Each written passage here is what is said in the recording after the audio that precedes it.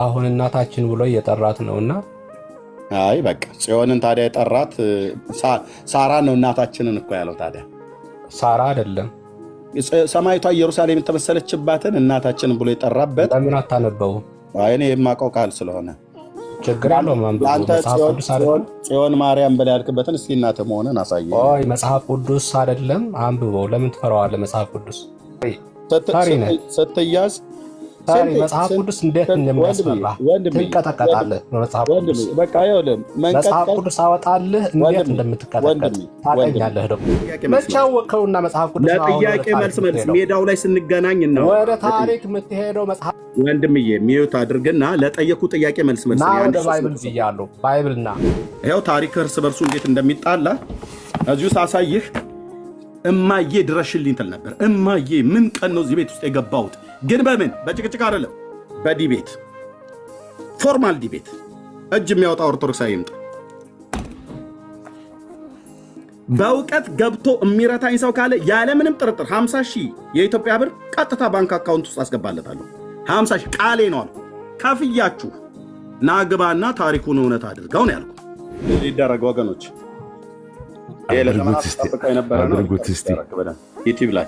ዩቲዩበሮች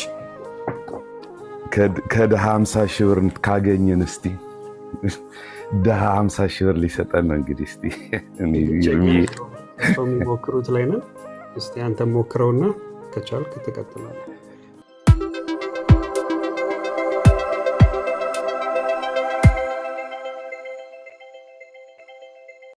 ላታቸው ላይ ተሸክሞ ይከበራል። ይሄ ምናምን የሚባል የለም ነው ምን እኛዎቹ ተሸክሞ ዞሮ የሚገቡበት ከየት አምጥቶ ነው? እኔ ጥያቄ እሱ ደግሞ ሀገር ለመቀደስ ሰላማዊ እንዲሆን እግዚአብሔር እያመሰገን እነሱ ሀገራቸውን አይወዱም።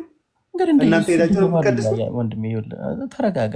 እሱ እንደየሀገሩ ረጋጋ። አንተ ለምን ተዋሻለህ? ከእነሱ በላይ አንተ ያስበላቸው ነው።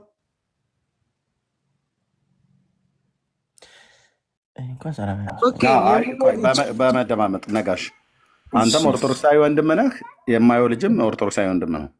ስለዚህ በቅንነት ያወቀውን ያህል ከመለሰልህ አንተም የምታውቀውን ያህል ጠይቀው፣ እሱም ያወቀውን ያህል ነው የሚመልስልህ። ግን ስልናለ ግን አሁንም ተነጋገሩ፣ የተወሰነ ደቂቃ ማለት ነው። ግን ምንድነው በመከባበር ላይ የተመሰረተ ይሁን። ቴንክ ዩ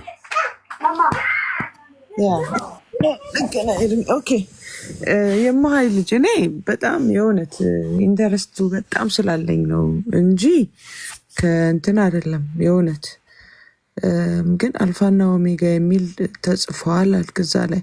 ግን አልፋና ኦሜጋ ማለት ምን ማለት ነው? አንደኛ። ሁለተኛ በዚህ አልፋና ኦሜጋ በተባለ ስም ላይስ መፈተቻ መስራት በራሱ ትክክል ነው ብለህ ታምናለህ? እንግዲህ መፈተቻው ላይ መጽሐፉ ምንም ነገር የለው። ያው የእግዚአብሔር አንዴ ቆይ ከአሁንም ከይቅርታ ጋር ፕሊስ ወገኖች፣ ገስት የላከውን ሁሉ አታስገቡ። ገስት የላከውን ግቡና ኦርቶዶክሳውያን መሆናቸውን እዩ። ጥያቄው የሚመለከታቸው ሰዎች ማለት ነው። ሜሮን አሁን የላክሽው ኦርቶዶክሳዊ፣ በመጀመሪያ ኦርቶዶክሳውያን መሆናቸውን ቼክ አድርጉ። ከፈለጋችሁ እዛው ሪኩዌስት የላኩበት ላይ ፕሮፋይል ፒክቸራቸው ላይ ገብታችሁ ጥያቄው የሚመለከታቸው ሰዎች አይሁዳውያን ከሆኑ ለአይሁዳውያን የቀረበ ከሆነ ጥያቄ የሚመለከታቸው ሰዎች አይሁዳውያን ነው፣ እነሱም ማስገባት። አንዳንዱ በፕሮፋይል ፒክቸሩ ስለሚታወቅ ማለት ነው። ካልሆነ ግን የማይመለከታቸውን ሰዎች አታስገቡ። የላኩን ሰዎች ሁሉ አትቀበሉ። ቴንክ ዩ። እሺ ወንጌላውያንም አትላኩ ፕሊዝ። ነግረናቸዋል በጣም ብዙ ጊዜ። እምቢ ካሉ ብሎክ ማድረግ እነሱ። ታብታብና ሼር አድርጉ። የደቀያ 1 ሚሊዮን አድርጉት። ታብታቡ ትንሽ ቀርቶታል። ቀጥሉ፣ ተባረኩ። እሺ የማሀይ ልጅ እሺ ቀጥል። ይቅርታ አልፋና ኦሜጋ ምንድን ነው አልከኝ? ምን ማለት ነው አልከኝ? ያው መጀመሪያና መጨረሻ አይደለም ማለት ነው። ያው እግዚአብሔር መጀመሪያ መጨረሻ የሚል ነው። ለእሱ ደግሞ ምስጋና ይገባል፣ ስግደት ይገባል። እሱን እያመሰገንን እሱ እየሰገንን እንትናለን። ኦኬ እሺ። ስለዚህ አንተ ትክክል ነው ብለህ ግን ታምንበታለህ? አሁን የእውነት ስጋ ደግሞ መፈተቻውን ተሸክሞ መውጣት እንደው ትክክል ነው ብለህ ታስባለህ? ሰው ይሰግዳል፣ እናያለን። በጥምቀት ታቦት ሲወጣም ሲገባም ሲሰግዱ እናያለን። ብዙ እናቶች፣ እህቶች፣ ወንድሞች። ትክክል ነው ብለህ ታስባለህ? መጽሐፍ ቅዱስ አዲስ ኪዳን ላይ በተለይ ምን ላይ ያገናኘዋል? ያው እንግዲህ ምንም እንትን የለውም። ለእግዚአብሔር መስገን ነው፣ ማመስገኛ ነው።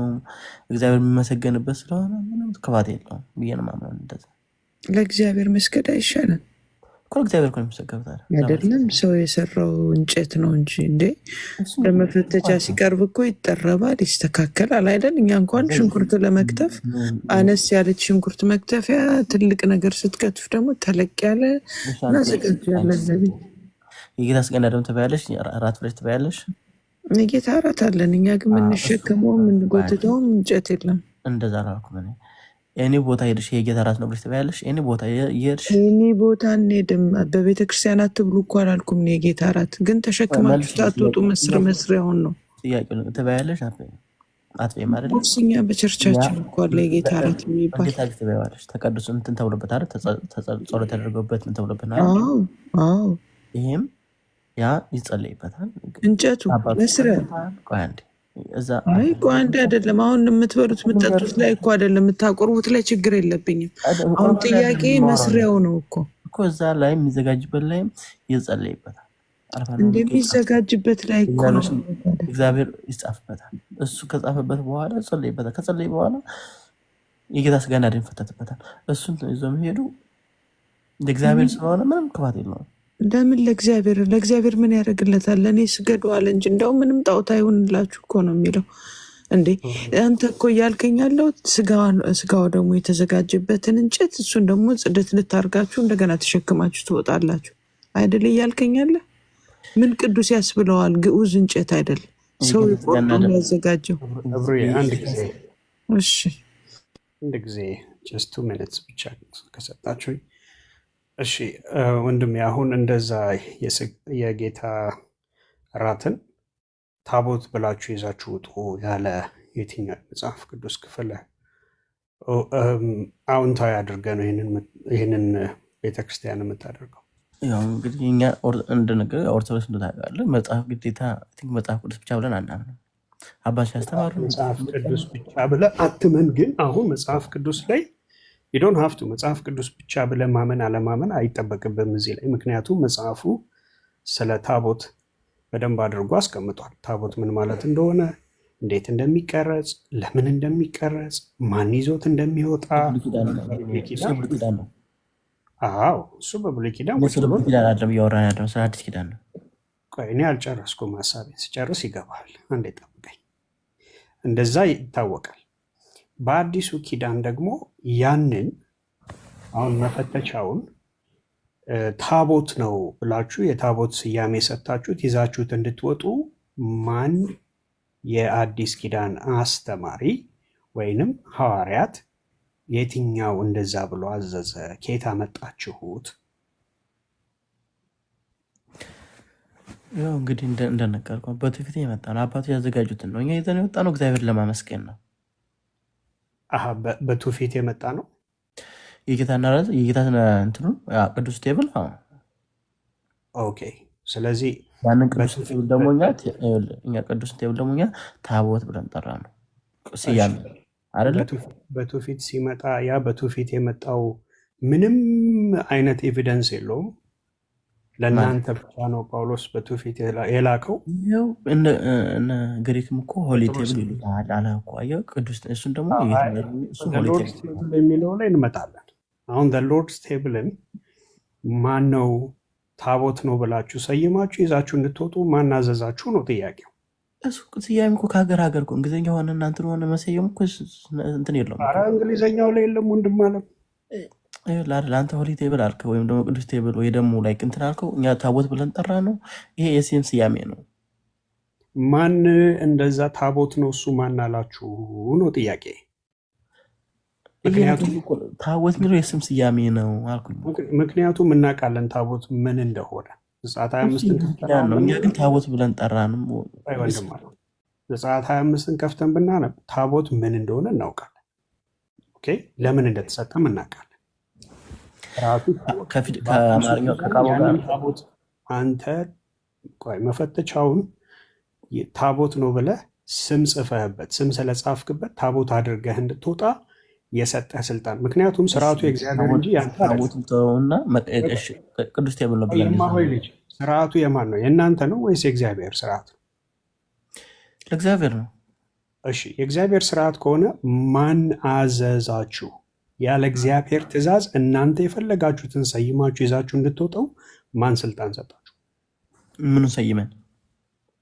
መፈተቻውን ታቦት ነው ብለህ ላዩ ላይ ስም ለጥፈበት ይዘው እንድትወጣ ማን ስያሜ? ታቦቱ የእግዚአብሔር ትእዛዝ ነው። እናንተ ከእግዚአብሔር ትእዛዝ ስለምትበልጡ ነው የፈለጋችሁትን ሰይማችሁ ይዛችሁ የምትወጡት ወይስ የራሳችሁ ስልጣን አላችሁ እንደፈለጋችሁ ለማድረግ? እሱ አንተ እያልክ ያለው ለምን አማርኛውን ታቦት ብላችሁ ጠራችሁት ነው? እንደዛ እኮ ነው እያልከኝ ያለው እንደማለት ነው። በሁሉም የኦርቶዶክስ እንትን ግሪክም አለ። ታቦት አይደለም አይደል? የብሉይ ኪዳን ታቦት አይደለም አልኩ። የብሉይ ኪዳን ታቦት ካልሆነ ታቦት አንድ ጊዜ ነው የምናውቀው፣ እሱም በብሉይ ኪዳን ነው።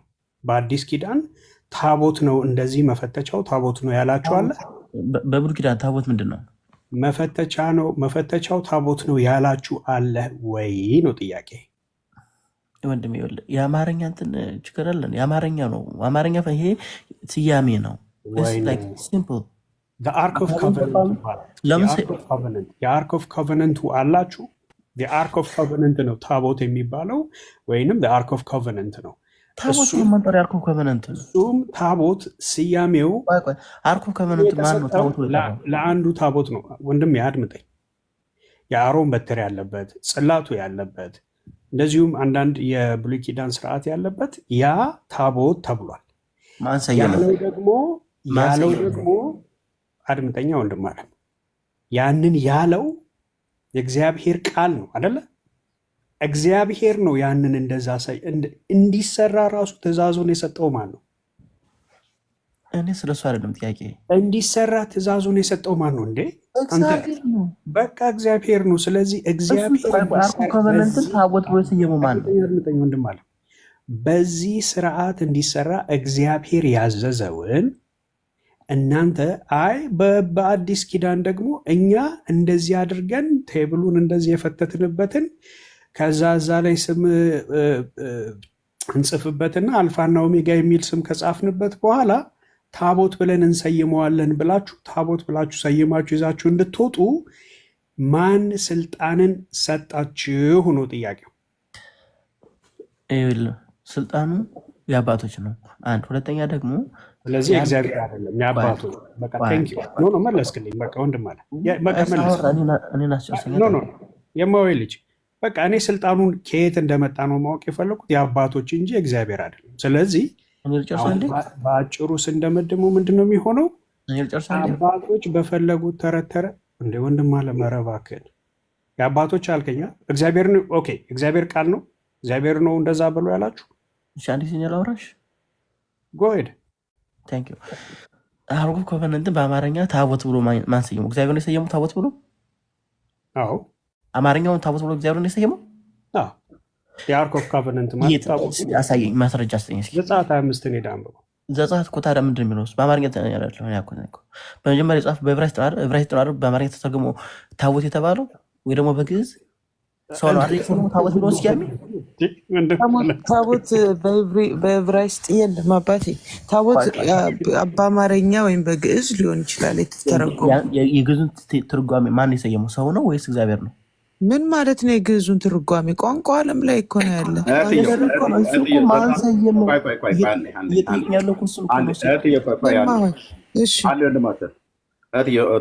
ቶራን አውጪና ዘጸአት 25:10 አንብቢው። እሺ ቆይ ምንድን ነው የሚለው ዕብራይስጡ? ሰላም አለሽ? ቆይ አንዴ እስኪ ሰላም እያለ ታቦት ይላል። በዕብራይስጥ ታቦት ብሎ ይጠራዋል።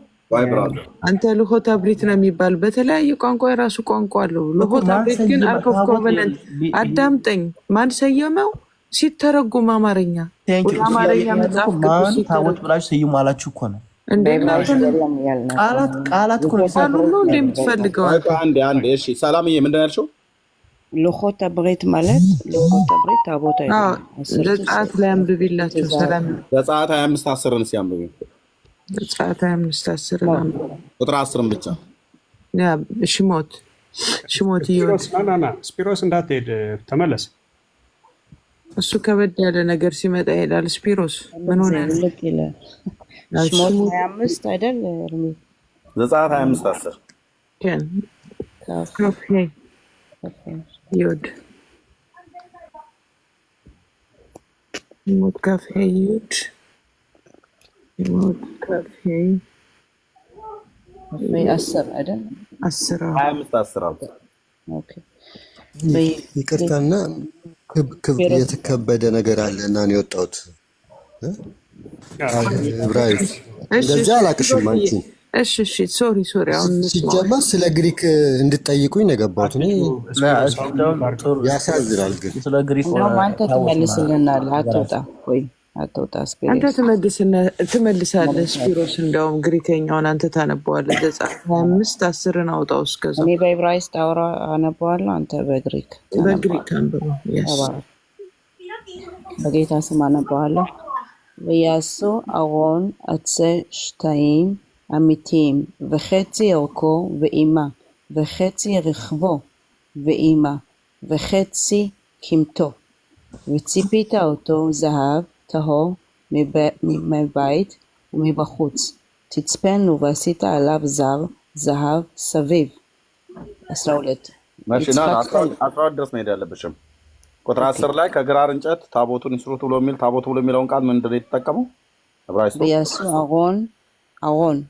አሮን ማለት ቁምሳጥን እንደማለት የታቦቱ ማስገቢያ ምን ማለት ነው በደንብ ልስማው አሮን አንዴ ዝም በሉ አንዴ ኤፍራት ምን አሮን ነው ወይስ ምንድን ነው አዎ ያሱ አሮን ማለት ቁምሳጥን አሮን ማለት ሳጥን እንደማለት ነው አሮን ኦኬ አሮን አትሰሽተኸም ከእንትን ከግራር እንጨት አዎ አሚቲም እውነተኛ ማለት ነው አሮን ብሎ የሚለው ነው ታቦት የሚለው አሮንን ታቦት እሺ ስፒሮስ ቴንክ ዩ ራዕይ መጽሐፍ ምዕራፍ 19 ምዕራፍ 11 ቁጥር 19 ስፒሮስ ከቻልክ በግሪክኛው አንብበን ግሪክ አዲስ ላይ የተጻፈበት ስለሆነ ማለት ነው ራዕይ ስንት ራዕይ 11 19 ራዕይ 11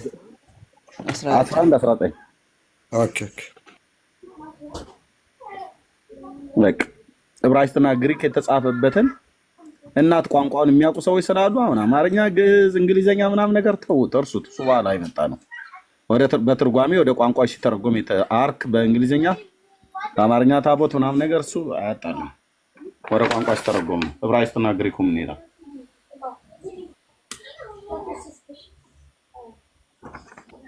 ኪቮቶስ ቲስ ዲያሲኪስ ነው የሚለው ኪያኒ ዮናውስ ተው ኤኑራኖ ኪኦፊ ኢኪቮቶስ ቲስ ዲያሲኪስ ምንድነው የሚለው አሁን እሱ ውስጥ ታቦት ብሎ የሚለው ኪቮቶስ ቲስ ዲያሲኪስ ኪቮቶስ ምንድነው ኪቮቶስ ሳጥን ነው ቲስ ዲያሲኪስ ደግሞ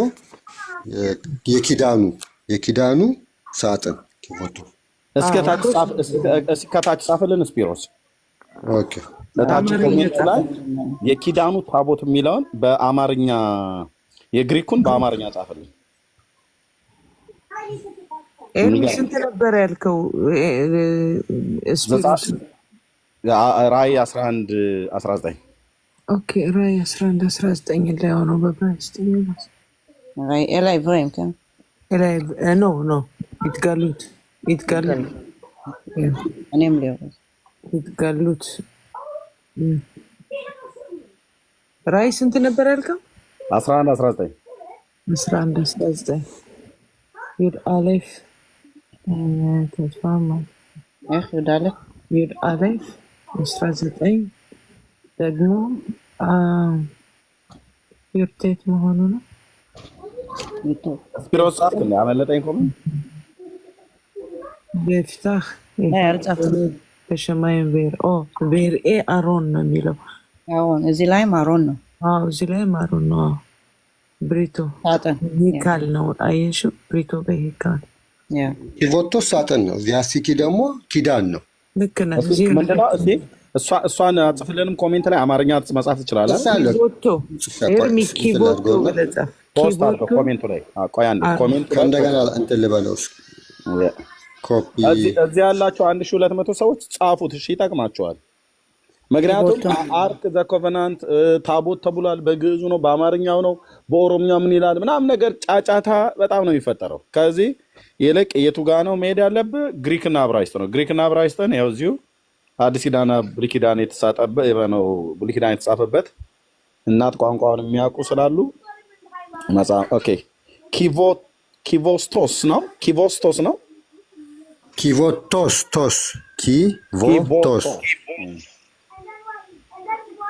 ኪቮቶስ ነው። ኪቮስቶስ ሳይሆን ኪቮቶስ። ኪቮቶስ ምንድን ነው? ያችኛቱ ኪቮቶ ሳጥን ነው። ኪቮቶ አሮን ማለት ዚያሲኪ ደግሞ ኪዳን ነው። ፓሊያ ዚያሲኪ ነያ ዚያሲኪ እንላለናል። ኬኒ ዚያሲኪ አዲስ ኪዳን ብሉይ ኪዳን ዚያሲኪ ታቦት ለማለት ኪቮቶስ ማለት ነው። ኪቮቶስ ቀጥታ ኪቮቶስ ብሎ ቢል ሰው አንድ ሰው ታቦት ነው እያለ ማለት ነው። ቲስ ዲያሲኪስ የሚለውን መጨመር አለበት ከሌላ እንትን እንዲለየው። የኪዳን እሺ፣ ምንድናት ያቺ ምንድን ያልካት? ዚያሲኪስ ዚያሲኪስ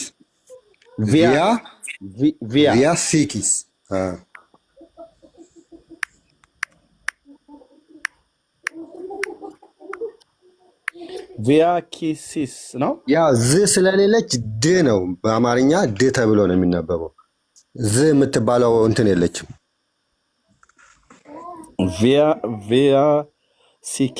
ቪያሲኪስ የሚገርም እኮ ነው። ኪቮቶ ቪያሲኪስ ማለት ነው። ኪቮቶ ቪያሲኪስ በቃ ምንም መሯሯጥ የለብም። አሁን ይሄንን ኪቮቶ ቪያሲኪስ የሚለውን የግሪኩን ወደ ግዕዝ ሲተረጉሙ ታቦት ብለውታል ማለት ነው። ታቦት ማለት ቤተ ሀደረ ነው። ኪቮቶስ ማለት እንደ ሳጥንም ይሆናል አይደል? ስፒሮስ ኪቮቶስ ማለት ሳጥን ነው። ይገርማል። አየህ አሮን ከሚለው ከዕብራይስጡ ጋር ተመሳሳይ ነው ትርጉም ያለው ማለት ነው። አንድ አይነት ነው። አሮን ማለት ኪቮቶ ማለት ነው። ኪቮቶስ ማለት ሳጥን ማለት ነው። በዕብራይስጡ ደግሞ አሮን ማለት ሳጥን ማለት ነው ማለት ነው። ስለዚህ የግዕዙ ታቦት ብሎ የሚለው ቤተ ሀደረ ሳጥን ማለት ነው። ለምሳሌ የኖህን መርከብ ግዕዙ ታቦት ይለዋል አይደል? አጊዜ ሌላ ጨምረዋል ግዕዙ ላይ። ልክ ነው። እንደ ማደሪያ የሆኑ ነገሮች ሁሉ ለምሳሌ የሬሳ ሳጥንም ታቦት ሊባል ይችላል። ብቻ ማደሪያ መሆኑን ለማሳየት ነው። ቤተ አደረ ከሚለው ያው ታቦት ይወጣል እና የማሆይ ልጅ አሁን አገኘህ አይደል? እኔ እኮ አይደለም እኮ እሱ እየጠየቀኝ የነበረው ስለ እንትኑ ማን ሰይሞ አላችሁ ብሎ እንትን ያለው እሱ ነው። እኔ ግን እሱ እኮ አንተ ወደ ሌላው ወሰድከው እንጂ አንድ ጊዜ የማሆይ ልጅ አንተ ወደ ሌላው ወሰድከው እንጂ እሱ የጠየቀ ምንድን ነው? ቅዱስ ጠረጴዛን ታቦት በሉ ያላችሁ ማን ነው ነው? እሱን ነበረ መመለስ ያሳየህ እኮ ነው። አሁን በእንግሊዝኛ ሆሊ ቴብል ያሉትን እኛ ደግሞ ቅዱስ ተብሎ ደግሞ ታቦት ብለን ጠራ ነው። ምንድን ነው ክፋቱ እዚህ ላይ? አይደለም አመጣጡ እንደሱ አይደለም። ለምን አሁን የቤተክርስቲያኒቱን አስተምሮ መሬት ላይ ያለውን ካየን አሁን እነ ብርሃን አድማስ እንደሚሉት አይደለም። እነሱ የሚሉትም አለ በውስጥ ማለት መጽሐፍ ቅዳሴ ውስጥ ስህተት ከሆነ አንዴ አድምጠኛ፣ አንዴ ስማኝ። ይኸውልህ ቤተክርስቲያኗ ስለ ታቦት የምታስተምረውን ትምህርት ምን ላይ ነው የመሰረተችው ካልክ ታቦት በብሉይ ኪዳን ነበረ፣ ከዚያ ተያይዞ የመጣ ነው። ያው የኦሪቱ ታቦት እንደውም ኢትዮጵያ እንዳለ ሁሉ ቆይ አድምጠኝ እንጂ ልጨርስ፣ አስጨርሰኝና ታወራለህ። ከዛ እንደመጣ ነው የምትናገረው። በተጨማሪ ታቦቱ መሰዊያ ይባላል ብላም ትጠቅሳለች። እንግዲህ መሰዊያ የሚለው ትርጉም የተሰጠው ከመጽሐፈ ቅዳሴ ተወስዶ ነው። መጽሐፈ ቅዳሴ ላይ እንጂ መዝገበ ቃላት ላይ ሄደን ታቦት የሚለውን ቃል ብንፈታ መሰዊያ አይልም። መሰዊያ የተባለው ከመጽሐፈ ቅዳሴ አንጻር ከፍትሐ ነገሥት አንጻር ነው። ለምን ሁለቱም ታቦቱን መሰዊያ ይሉታል። አሁን አንዳንድ እዚህ ቲክቶክ ላይ ያሉት ወንድሞች ታቦት መሰዊያ የተባለው የት ነው ብለን ስንጠይቃቸው መዝገበ ቃላት ይላሉ። ከዛ እነ ደስታ ተክለ ወልድ ጋር ሄዱና ወይም ኪዳነ ወልድ ጋር ሄዱና ይጠቅሳሉ። ግን ጥቅሱን ስታየው ታቦት መሰዊያ የተባለበት ጥቅሱ የተመዘዘው ከመጽሐፈ ቅዳሴ ነው። ከመጽሐፈ ቅዳሴ ምንጩን ስለሚናገሩ እንትን ላይ የለም፣ መዝገበ ቃላት ላይ የለም። ምን ላይ እኮ ምንጭ እዚህ ጋር አግዝ መግባት ከተቻለ ገባ። እስኪ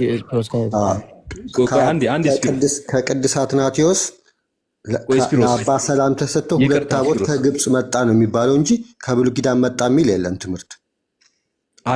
አንተ ስለ ኦርቶዶክስ ቤተክርስቲያን ስለ ኢትዮጵያ ኦርቶዶክስ ተዋሕዶ ቤተክርስቲያን ታውቃለህ? እና በማስረጃ እንደውም ኤርሚ ነው ማስረጃውን አምጥቶ ሲያወራ የነበረው። አባ ሰላም ደስታ ተክለወልድ መዝገበ ቃላት ላይ ነው ያለው። ስፒሮስ እሱ ደስታ ተክለወልድ መዝገበ ቃላት ላይ ነው ብሎ የሚለው ክብረ ነገሥት ላይ ግን ይኸው መጽሐፉ ስራ ያለ እሷ ደስታ ተክለወልድ እንግዲህ በአባ ሰላማ ዘመን ደስታ ተክለወልድ መዝገበ ቃላት ላይ ነው እሱ የተጻፈው ታቦት ብሎ በሚለው ላይ ማለት ነው።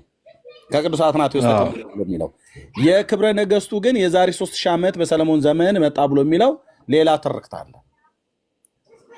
እና ያለው ከሰለሞን መጣ የሚለው እዛ አንድ ቦታ አክሱም ያለውን ነው።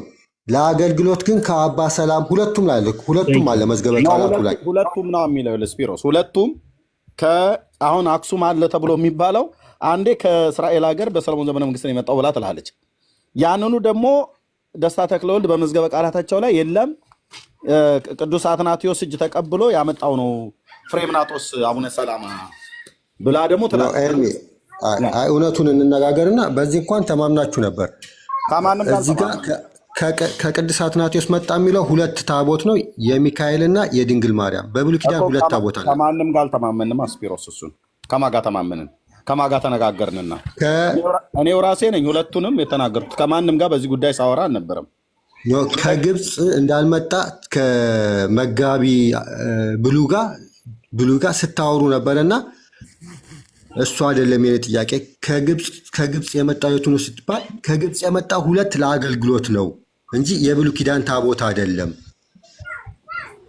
ቪዲዮን አምጥቼ ላሰማችሁ። አምጣው። እሺ ኦኬ፣ እስከዛ ቀጥሉ። እሱ እኮ ምንድን ነው ደስታ ተክለወልድ መዝገበ ቃላት ላይ እንደዛ ብለው ጽፈዋል። ይሄ ግን ገና መፈተሽ ያለበት ታሪክ ነው እንጂ እሳቸው የጻፉት ወይም መዝገበ ቃላት ላይ የተገኘው ሁሉ ትክክለኛ ነው የሚል አይደለም። እንደውም እኔ የጽሁፍ ምንጭ አላገኘሁለትም እንጂ እንደዚህ በቃል ሲተረክ የኖረው ከሰላማ ጋራ ተያይዞ ሳይሆን አሁን ይሄ የሚካኤልና የማርያም ታቦት የሚለው የኦሪቱ ሁለት ታቦት ይሄ ሁለቱ ጽላት አንዱ የሚካኤል አንዱ የማርያም ነው ተብሎ ነበር ሲተረክ ድሮ የማውቀው። የኦሪቱ እንደሱ ተብሎ ነበር እና የሚካኤልና የሚካኤልና የማርያም ነበረ። ሰለሞን ግን ምኒልክ ግን ይዞት የመጣው የማርያምን ነው እንደዚህ የሚል ሁሉ ሲተረክ ነበረ እና ይሄ ገና መረጋገጥ ያለበት ምንጭ ነው። ስለዚህ አሁን ከዛ መምጣቱ ሳይሆን የኦርቶዶክስ ቤተክርስቲያን ላይ ያለችው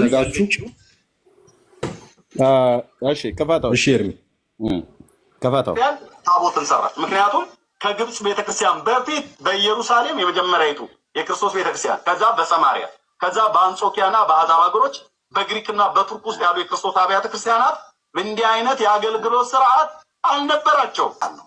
በአክሱም የነበሩት የመጀመሪያዎቹ ታቦቶች ታቦተ ማርያምና ታቦተ ሚካኤል ናቸው ይላል። ከየት ነው የመጡት ይላል? ከግብፅ መጥተው በአክሱም የነበሩት የመጀመሪያዎቹ ታቦት ይላል። እሱን አንድ መስመር በተናል። ተመልከት።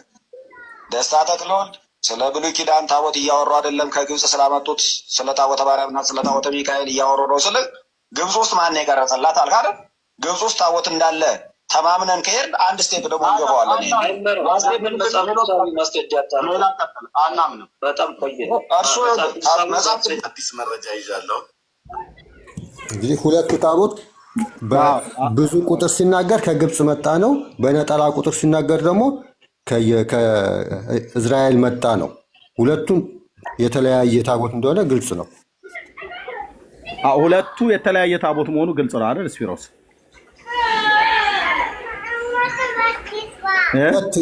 የማርያምና የሚካኤል ታቦት የሚባል በብሉይ ኪዳን አልነበረም። እኔ ማሳየት የፈለኩት ኦርቶዶክስ ምን ያህል እንደምትዋሽና ሁለት አይነት መረጃ እንዳላት አክሱም ውስጥ አለ ተብሎ የሚባለው ታቦት አንደኛ አለቃ ኪዳነ ወልድ አለቃ ደስታ ተክለወልድ የቤተ ክህነት ሰው ናቸው አይደል? ዲያቆና ጊዜ አዎ፣ የአለቃ ኪዳነ ወልድ ክፍሌ ተማሪ ናቸው። ደስታ ተክለወልድም አለቃ ኪዳነ ወልድ ክፍሌ ናቸው። እኔ ሁለቱንም ማሳየት የፈለግኩትኝ ቤተክርስቲያኒቱ የኢትዮጵያ ኦርቶዶክስ ተዋሕዶ ቤተክርስቲያን በታቦቱ ጉዳይ ላይ ቢያንስ ወደ ሀገር መጣ እንኳን ብላ በምትለው ላይ በክብረ ነገሥት መጽሐፍ ላይ ሁለቱም ስላለኝ ክብረ ነገሥቱም የአለቃ ደስታ ተክለወልድም እዚህ ስላለ ማለት እጄ ላይ በሁለቱም መጽሐፍት ላይ አይ ታቦቱ የመጣው በሰለሞን ዘመነ መንግስት ነው ብላ ትልቅ ውሸት ዋሸች። ያን ውሸት ደግሞ አለቃ ደስታ ተክለወልድ ደግሞ የለም ከቅዱስ አትናቴዎስ ፍሬምናጦስ አቡነ ሰላማ ተቀብሎ አምጥቶ ታቦተ ሚካኤልና ታቦተ ማርያምን በመጀመሪያ በአክሱም የተቀመጡት ከአትናቴዎስ እጅ ተቀብሎ ከግብፅ ምድር ያመጣው ነው ሰላማ ነው እያለ ያለው። ስለዚህ ከአትናቴዎስ ተቀብሎ አቡነ ሰላማ ያመጣው ታቦት ከሆነ በመጀመሪያ የመጡት እነሱ ከሆኑና አክሱም ውስጥ ያለው ታቦት እሱ ከሆነ በሰለሞን ዘመነ መንግስት የመጣው ውሸት ነው ማለት ነው። ውሸት ነው ማለት ነው። አይ የሰለሞን ዘመነ መንግስት ነው እውነተኛው ከተባለ የክብረ ነገሥቱን ትርክት ከተቀበለ የአለቃ ደስታ ተክለወልድ መዝገበ ቃላት ላይ ዋቢ አድርገው የጻፉት ሁለቱ ታቦት ከፍሬምናጦስ እጅ ተቀብሎ ማነው ከአትናቴዎስ እጅ ተቀብሎ ፍሬምናጦስ አቡነ ሰላማ ገድሉ ሙሉ ጭምር ስላለኝ እጄ ላይ ማለት ነው። ገድሉ አለ፣ ክብረ ነገሥት አለ፣ የደስታ ተክለወልድ መዝገበ ቃላት አለ፣ ሁሉም መረጃ አለኝ። ስለዚህ ምንድነው ያሳየሁት እዚህ ጋር ለማሳየት የፈለግኩትኝ የኦርቶዶክስን ተረት ላይነሳን ያፈረስኩት። ለምን ሁለት አይነት መረጃ አላት ታቦቱ ኢትዮጵያ መጣ ብላ የምትልበት። አንደኛው መረጃ በሰለሞን ዘመነ መንግስት ወደ ኢትዮጵያ መጣ ብላ ትላለች። ለሱ ዋቤ ብላ የጻፈችው ክብረ ነገሥት ነው። ክብረ ነገሥትን ደግሞ ማንም ኦርቶዶክሳዊ መጥቶ ፊት ለፊቴ ጽድቅ ሊያደርገው እውነት ሊያደርገው አልቻለም።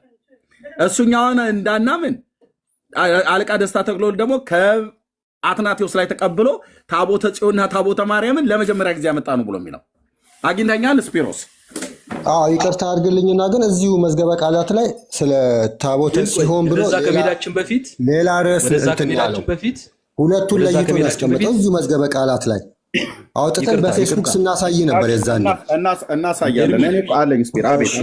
አቤት አሁን አንተ ካቀረብከው አንጻር እና መሬት ላይ ያለውን እውነታ ደግሞ እንይ ካልን አሁን ህዳር 21 የአክሱም ጽዮን በዓል ሲከበር የሚከበርበት ምክንያት ከግብፅ ከመጣው ታቦት ጋር ተያይዞ አይደለም። በቃ ታቦተ ጽዮን ተብሎ ወደ ብሉይ ኪዳኗ ታቦት ነው የሚካሄደው። እዛም አለ የሚባለው የብሉይ ኪዳኑ ታቦት ነው። ስለዚህ ከዚህም አንጻር ካየነው አክሱም ጽዮን ተሰራች ምናምን የሚባለው ከዛ ጋር ተያይዞ ስለሆነ ከግብፅ መጣ የሚለው ብዙም መረጃ ያለው አይደለም። እሱ እኮ በብዙም የሚታወቅ አይደለም። ቆይ አንዴሽ ከግብፅ መጣ የሚለው የአዲስ ኪዳኑን ነው። ያኛው ግን አሁን አይደለም። ሲኤንኤን እንግዲህ ሁሉም ትንት ብሎታል። ኢዝ ላይክ የታመነ ነገር ነው። ኦልሬዲ ኢትዮጵያ ነው ያለው የብሉይ ኪዳኑ ታቦት። መቼ ይምጣ አይደለም፣ ኢትዮጵያ ውስጥ አለ። ግን ይሄ አሁን ያልተው ኢትዮጵያ ውስጥ አለመኖሩንማ እኮ ያሳያል። አሁን ብዙ ቀንም አሁን እኮ ጋዜጠኞቹ የቀረበላቸውን ነገር ስላቀረቡ እውነት ሊሆን አይችልም እኮ። አለመኖሩ እኮ እዛው መጽሐፍ ቅዱስ ውስጥ ስለሚመሰከር የብሉይ ኪዳኑ ታቦት ወደ ኢትዮጵያ አልመጣም። አንተን ማትቀበል አልመጣም። የብሉይ ኪዳኑ ታቦት ወደ ኢትዮጵያ አልመጣም። ታቦተ ጽዮን ማለት ግዛቸው ታቦተ ጽዮን ማለት የማይልች ለመሆኑ ማርያም በዛ ዘመን ነበረች እንዴ? ጽዮን በማርያም ነበረች የሚለው በብሉይ ኪዳን ራይት? አቤት የሚለው ማርያምን አይደለም እዚህ ጋር ጽዮን የሚለው ማርያምን ነው። አይ ነው እንጂ የኦርቶዶክስ ታቦት አይደል እንዴ? ጽዮን የሚለው በአዲስ ኪዳን ነበር በብሉይ ኪዳን? ንገረኝ እስኪ። ጽዮን ማለት ኢየሩሳሌም ማለት ነው። ሌላ ስሟ ነው ኢየሩሳሌም። በብሉይ ኪዳን ነው በብሉይ ኪዳን ነው አይደለ? አዎ እኮ አክሱም ጽዮን ነው። ለዛ ነው እኮ በአዲስ ኪዳን እኮ ማርያም አደረጋችኋታል። ማርያም የተደረገችበት ደግሞ ምክንያቱ ምንድን ነው? ምሳሌ ስለሆነ የቃል ማደሪያ በምሳሌነት አይደለም። በምሳሌነት ሳይሆን ቀጥታ ነው የጻፈው። ቆይ እንደውም ላምጣላችሁ። ቆይ የደስታ ተክለወልድ የአለቃ ኪዳነ ወልድ ክፍሌ ክብረ ነገሥት እዚህ አለ። ሌላኛው ምን ነበር የጠቀስኩት? ገድለ ተክለ ሃይማኖት አለ። በዚህ ጉዳይ ላይ ጻፉ ማለት ነው። ኢቨን ዲያቆን ያረጋል አበጋዝ ዲያቆን ዳንኤል ክብረት የጻፈው አለ። ኢትዮጵያዊ ሱራፌ ገድለ ላሊበላ ላይ ያለ፣ ድርሳነ ጽዮን ላይ ያለ፣ ክብረ ነገስት ላይ ያለ። ይኸው ክብረ ነገስት ማለት ነው። ይሄ ነው ወደ ኢትዮጵያ የሚተረክበት። እዚህ ላይ እመቤታችን ነው ብሎ የሚለው ጽዮንን እመቤታችን ብሎ ነው ያለው እኮ። በብሉይ ኪዳን ነበረች እመቤታችን። ይሄ እኮ ታሪክ የሚናገረው በአዲስ ኪዳን አይደለም። አንድ አዳምጠኝ ሽንገርሽ። ያ ታቦት የቃል ማደሪያ ነው አይደለ? ቃል ማደሪያ ነው። አስር ቃላት ያለበት ማደሪያ ነው አይደል? ሁለቱ የድንጋይ ጽላቶች አሉበት። ያ ቃል ማደሪያ ከማን መጥቶ አደረ? እሱ በኋላ ላይ ነው። እሱ በኋላ ያ ነው። ይሄ መጽሐፍ እኮ የሚናገረው ቆይ ልብ ብለህ ስማኝ። ይሄ መጽሐፍ እኮ የሚናገረው ቅድመ ልደተ ክርስቶስ ከ1000 ዓመት በፊት የነበረን ታሪክ እኮ ነው የሚናገረው። እና በዛ በፊት ማርያም አለች ይላል። እመቤታችን ይላል። ጽዮን ማርያም አለች ይላል ወይ? እመቤታችን ብሎ የሚለው ማንን ነው? እመቤታችን የሚለው ድንግል ማርያም ከመጣች በኋላ በሐዲስ ኪዳን ይሄ መጽሐፍ በአዲስ ኪዳን የተጻፈው መጀመሪያ ቃል ነበር የሚለው የቃል ማደሪያ ስለሆነች ይሄ ታሪክ የሚናገረው በአዲስ ኪዳን ውስጥ ያለውን ታሪክ ነው ወይስ ቅድመ ልደተ ክርስቶስ ጌታችን ከመወለዱ በፊት ስለነበረው ታሪክ ነው የሚናገረው? ይሄ ታሪክ መጽሐፉን ያላነበብኩትም በቃ አላነበብከው። ስለዚህ ባላነበብከው ይኸውልህ ወንድሜ፣ ባላነበብከው የመጽሐፉ አዘጋጅ ዶክተር ስርጉ ገላው ናቸው። አሁን ዶክተር ናቸው። ይሄ በኢትዮጵያ ቋንቋዎችና ጥናት ምርምር ማዕከል በአዲስ አበባ ዩኒቨርሲቲ የታተመ ነው። ኦኬ። ይህን ታሪክ ያገኙት የኢትዮጵያ ኦርቶዶክስ ያገኘችው ጥናትና ቋንቋው ምርምር ኢንስቲትዩት ይህን መጽሐፍ ያገኘው በኢትዮጵያ ኦርቶዶክስ ታሪክሳን ከተጻፈው ክብረ ነገስት ላይ ማለት ነው። ስለዚህ ይሄ ታሪክ የዚህ ታሪክ ባለቤት ማናት? የኢትዮጵያ ኦርቶዶክስ ታሪክሳን ናት። በግዕዝና በአማርኛ የተጻፈው ከዛ ነው የተቀዳው ማለት ነው። ስለዚህ የታሪኩ ባለቤት የኢትዮጵያ ኦርቶዶክስ ታሪክሳን ነች። ስለ ጽዮን ብሎ የሚለውን ብሉይ ኪዳን ላይ ነው። ይሄ ታሪክ ብሉይ ኪዳን ላይ ነው። ይሄ ማለት ቅድመ ልደተ ክርስቶስ ከክርስቶስ ከመወለዱ ከ1000 ዓመት በፊት የነበረ ነው። ስለ ንግስቲቱ ማክዳ እና ወደ ንጉሱ በሄዷ በዚያን ዘመን ታቦቱን ምን እያሉ ነበር የሚጠሩት? እመቤታችን። ይኸው ይታያል። እመቤታችንን ጽዮንን እንወስዳት ዘንድ ፍቀዱ ብሏል ይላል። ስለዚህ በብሉይ ኪዳን ጽዮን የምትባሏ እህትየው እንደነገረች የኢየሩሳሌም ሁለተኛ ስሟ ነው። በትንቢተ ኢሳያስ መጽሐፍ ምዕራፍ 62 ቁጥር 1 ላይ ያለው ማለት ነው። ስለ ጽዮን ዝም አልልም፣ ስለ ኢየሩሳሌም ጸጥ አልልም ብሎ ያለው የኢየሩሳሌም ላይኛው ስሟ ነው። ስለዚህ በምንም አይነት መልኩ ጽዮንን እመቤታችን ብሎ የጠራ እስራኤላዊ የለም። እሱ እኮ አሁን የተጻፈው ኤርሜ አሁን ቢጻፍ አሁን ከተጻፈ ታሪኩ ግን ቅድመ ልደተ ክርስቶስ የነበረ ታሪክ ነው አይደል እኮ አሁን የተጻፉት እኛ ኦልሬዲ ያን ተጠበቅ የነበረው እመቤታችን ነች። ቆይ ታሪኩ ወንድምዬ ቆይ የማዊ ልጅ ታሪኩ ከክርስቶስ ልደት በፊት የነበረ ታሪክ ነው አይደል? ታሪኩ በቃ ታሪኩ እውነተኛ ታሪክ ከሆነ እመቤታችን ብሎ የሚለው ቃል መጨመር አልነበረበትም። እንደዛው ነው መጻፍ ያለበት። እሱ አሁን የተጻፈ ነው ለሰው ሲባል አሁን መጽሐፉ ማነው ጽዮንን እመቤታችን ብላችሁ ማለታችሁ የታሪኩን ውሸትነት ነው እንጂ የሚያሳየው የታሪኩን እውነተኝነት አያሳይም። ቆይ ለምንድን ነው የታሪኩን እውነተኝነት ሳይሆን የታሪኩን ሐሰተኝነት ነው የሚያሳየው። ለምሳሌ ስላሴ ብሎ የሚለው ቃል ተርቱሊያን ነው አይደል? ስላሴ ብሎ ያለው በክርስቶስ ቤተክርስቲያን ታሪክ ውስጥ ተርቱሊያን ነው አይደል? ተርቱሊያን ነው። በቃ ተርቱሊያን ይኸው ነገርኩህ እኔ። ተርቱሊያን ነው ለመጀመሪያ ጊዜ ስላሴ ብሎ የሚለውን ቃል የተጠቀመው ማለት ነው። ኦኬ እሺ። ከዛ በፊት እንደዚህ ብሎ በስላሴ ብሎ የሚል ጽሁፍ በመጽሐፍ ቅዱስ ውስጥ ተጽፎ እናገኛለን። በአዲስ ኪዳን አናገኝም እንኳን በብሉይ ኪዳን እሺ። ግን እንደዚህ የሚለው ስላሴ ብሎ የሚለው ቃል በኢትዮጵያ ኦርቶዶክስ ተዋሕዶ ቤተክርስቲያን የብሉይ ኪዳን ዲትሮካኖኒካል በሚባለው መጽሐፍት ውስጥ 2 ቦታ ተጠቅሷል። መጽሐፉ የብሉይ ኪዳን ተጨማሪ መጽሐፍት ነው ተብሎ በሚታመንበት አሁን ስለተጻፈ ነው ለሰው እንዲገባ ነው። ወይት አሁን ስለተጻፈ ስላልተጻፈ አይደለም። የኦርቶዶክስ ቤተክርስቲያን ይቅርታ አድርጉልኝ፣ ሰውን ኦፌንድ ለማድረግ አይደለም፣ ውሸቷ ማለቂያ የለው። እንደዛ አይባልም። እንደዛ አይባልም። በደንብ ነው የሚባለው። ቤተክርስቲያኒቱ በቁሟ አድምጠኝ፣ በቁሟ ነው የምትዋሻው። ጴንጤ አንደኛ እንዲህ ስላልክ ሰውን አትራክት አታደርግም ወንድምዬ። እኔ ስለ አትራክት አይደለም። እኔ እዚህ አንተ እዚህ የምትሰጠው አውራበት እንዴ አፌ ላይ አትቁም። መረጃ ተጨማሪ ዲትሮካኖኒካል የብሉይ ኪዳን መጽሐፍት አለች። ትንቢተ ሚልኪያስ እዚህ ጋር ያልቃል። 39 ብሉይ ኪዳን መጽሐፍት ማለት ነው። አይሁዳውያን እነዚህን ይቀበሏቸዋል። እነዚህን መጽሐፍት በሙሉ ይቀበሏቸዋል። እኛም እንቀበላቸዋለን። የኢትዮጵያ ኦርቶዶክስ ቤተክርስቲያን ትቀበላለች። ኦኬ። እነዚህ ዲትሮካኖኒካል የሚባሉ የብሉይ ኪዳን ተጨማሪ መጽሐፍት ናቸው ተብለው የተጻፉ ናቸው። አፖክሪፋ ተብለው የተባሉት ማለት ነው። አይ ቲንክ አፖክሪፋ የግሪክ ቃል ነው እንዴ? አፖክሪፋ የግሪክ ቃል ነው። ቴንክ ዩ ስፒር። ግን እዚህ ጋር ተጨማሪ የሚለው በቤተክርስቲያን ታሪክ አታገኘውም። እነዚህ መጽሐፍ ሁለተኛ ቀኖና ተብሎ አሁን በቅርብ ነው ካቶሊክ ይህን ስም ያወጣችሁ እንጂ ይህ ስም አይሰጣችሁም። ለምን? ሁለት ቀኖና የለም በቤተክርስቲያን ታሪክ፣ አንድ ቀኖና ነው ያለው። ኦኬ። ስለዚህ እዚህ ጋር ግን ኦርቶዶክስ እንደዚህ እነኝን ጨምራለች ማለት ነው። አሁን ልብ በል የማሆይ ልጅ እዚህኛው ውስጥ ስላሴ የሚል ቃል በቃል የተጻፈ ልክ እንደዚህ የተጻፈ ስላሴ የሚል ቃል እንደዚህ የተጻፈ እዚህኛው ውስጥ የለም። ግን ትምህርቱ ግን አለ። አሐዱ ስሉስ እግዚአብሔር አሐዱ ስሉስ መሆኑ ትምህርቱ አለ በዚህ መጽሐፍት ውስጥ ማለት ነው፣ በነቢያትና በሙሴ ሕግ። ኦኬ ቴንክ ዩ። ትምህርቱ አለ። እዚህኛውም አዲስ ኪዳን ውስጥም ስላሴ የሚል ቃል የተጻፈ ቃል በቃል የለም። ትምህርቱ ግን አለ። የስላሴ ትምህርት አሐዱ ስሉስ መሆኑ እግዚአብሔር። በዚህኛው ተጨማሪ ውስጥ ግን የብሉይ ኪዳን መጽሐፍት ናቸው እነዚህ ተጨማሪ የተባሉት እና በዚያን ዘመን የተጻፈ ነው ብላ የኢትዮጵያ ኦርቶዶክስ ቤተክርስቲያን የጨመረችበት ውስጥ መጽሐፈ ሲራክና መጽሐፈ ሄኖክ ላይ ምዕራፍ 3 ቁጥር 22 መጽሐፈ ሲራክ ማለት ነው 3:22 ላይ ስላሴ ከሰው ይልቅ የገለጡልህ ምስጢር የለምና ከግብር ገብተህ ባህርየ ስላሴን አትመርምር ብላ የብሉይ ኪዳን ተጨማሪ መጽሐፍት ነው ብላ ባለችበት ሲራክ ውስጥ ተገኘ ማለት ነው። ይሄ ማለት ምን ማለት ነው? ስላሴ የሚል ቃል ብሉይ ኪዳን ውስጥ ይታወቅ ነበር ማለት ነው።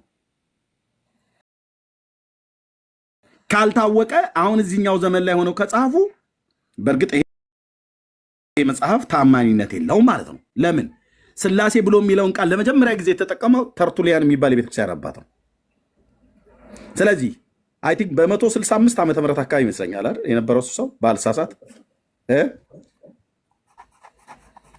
165 ዓመተ ምህረት አካባቢ ኦኬ።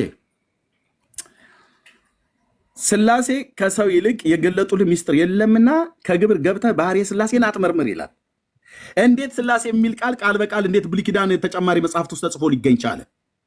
ቢግ ኩዌስችን። ይሄ እኮ ነው አየው፣ ለሰው አንደርስታንዲንግ እንዲሆን ነው። ወይ ልጨርስ እሰጣለሁ። ቆይ ኢዚ እንዴት እንደሆነ እሰጣለሁ። እሺ መጽሐፈ ሄኖክ 17:17 ላይ ድጋሚ መጽሐፈ ሄኖክ 17:17 ላይ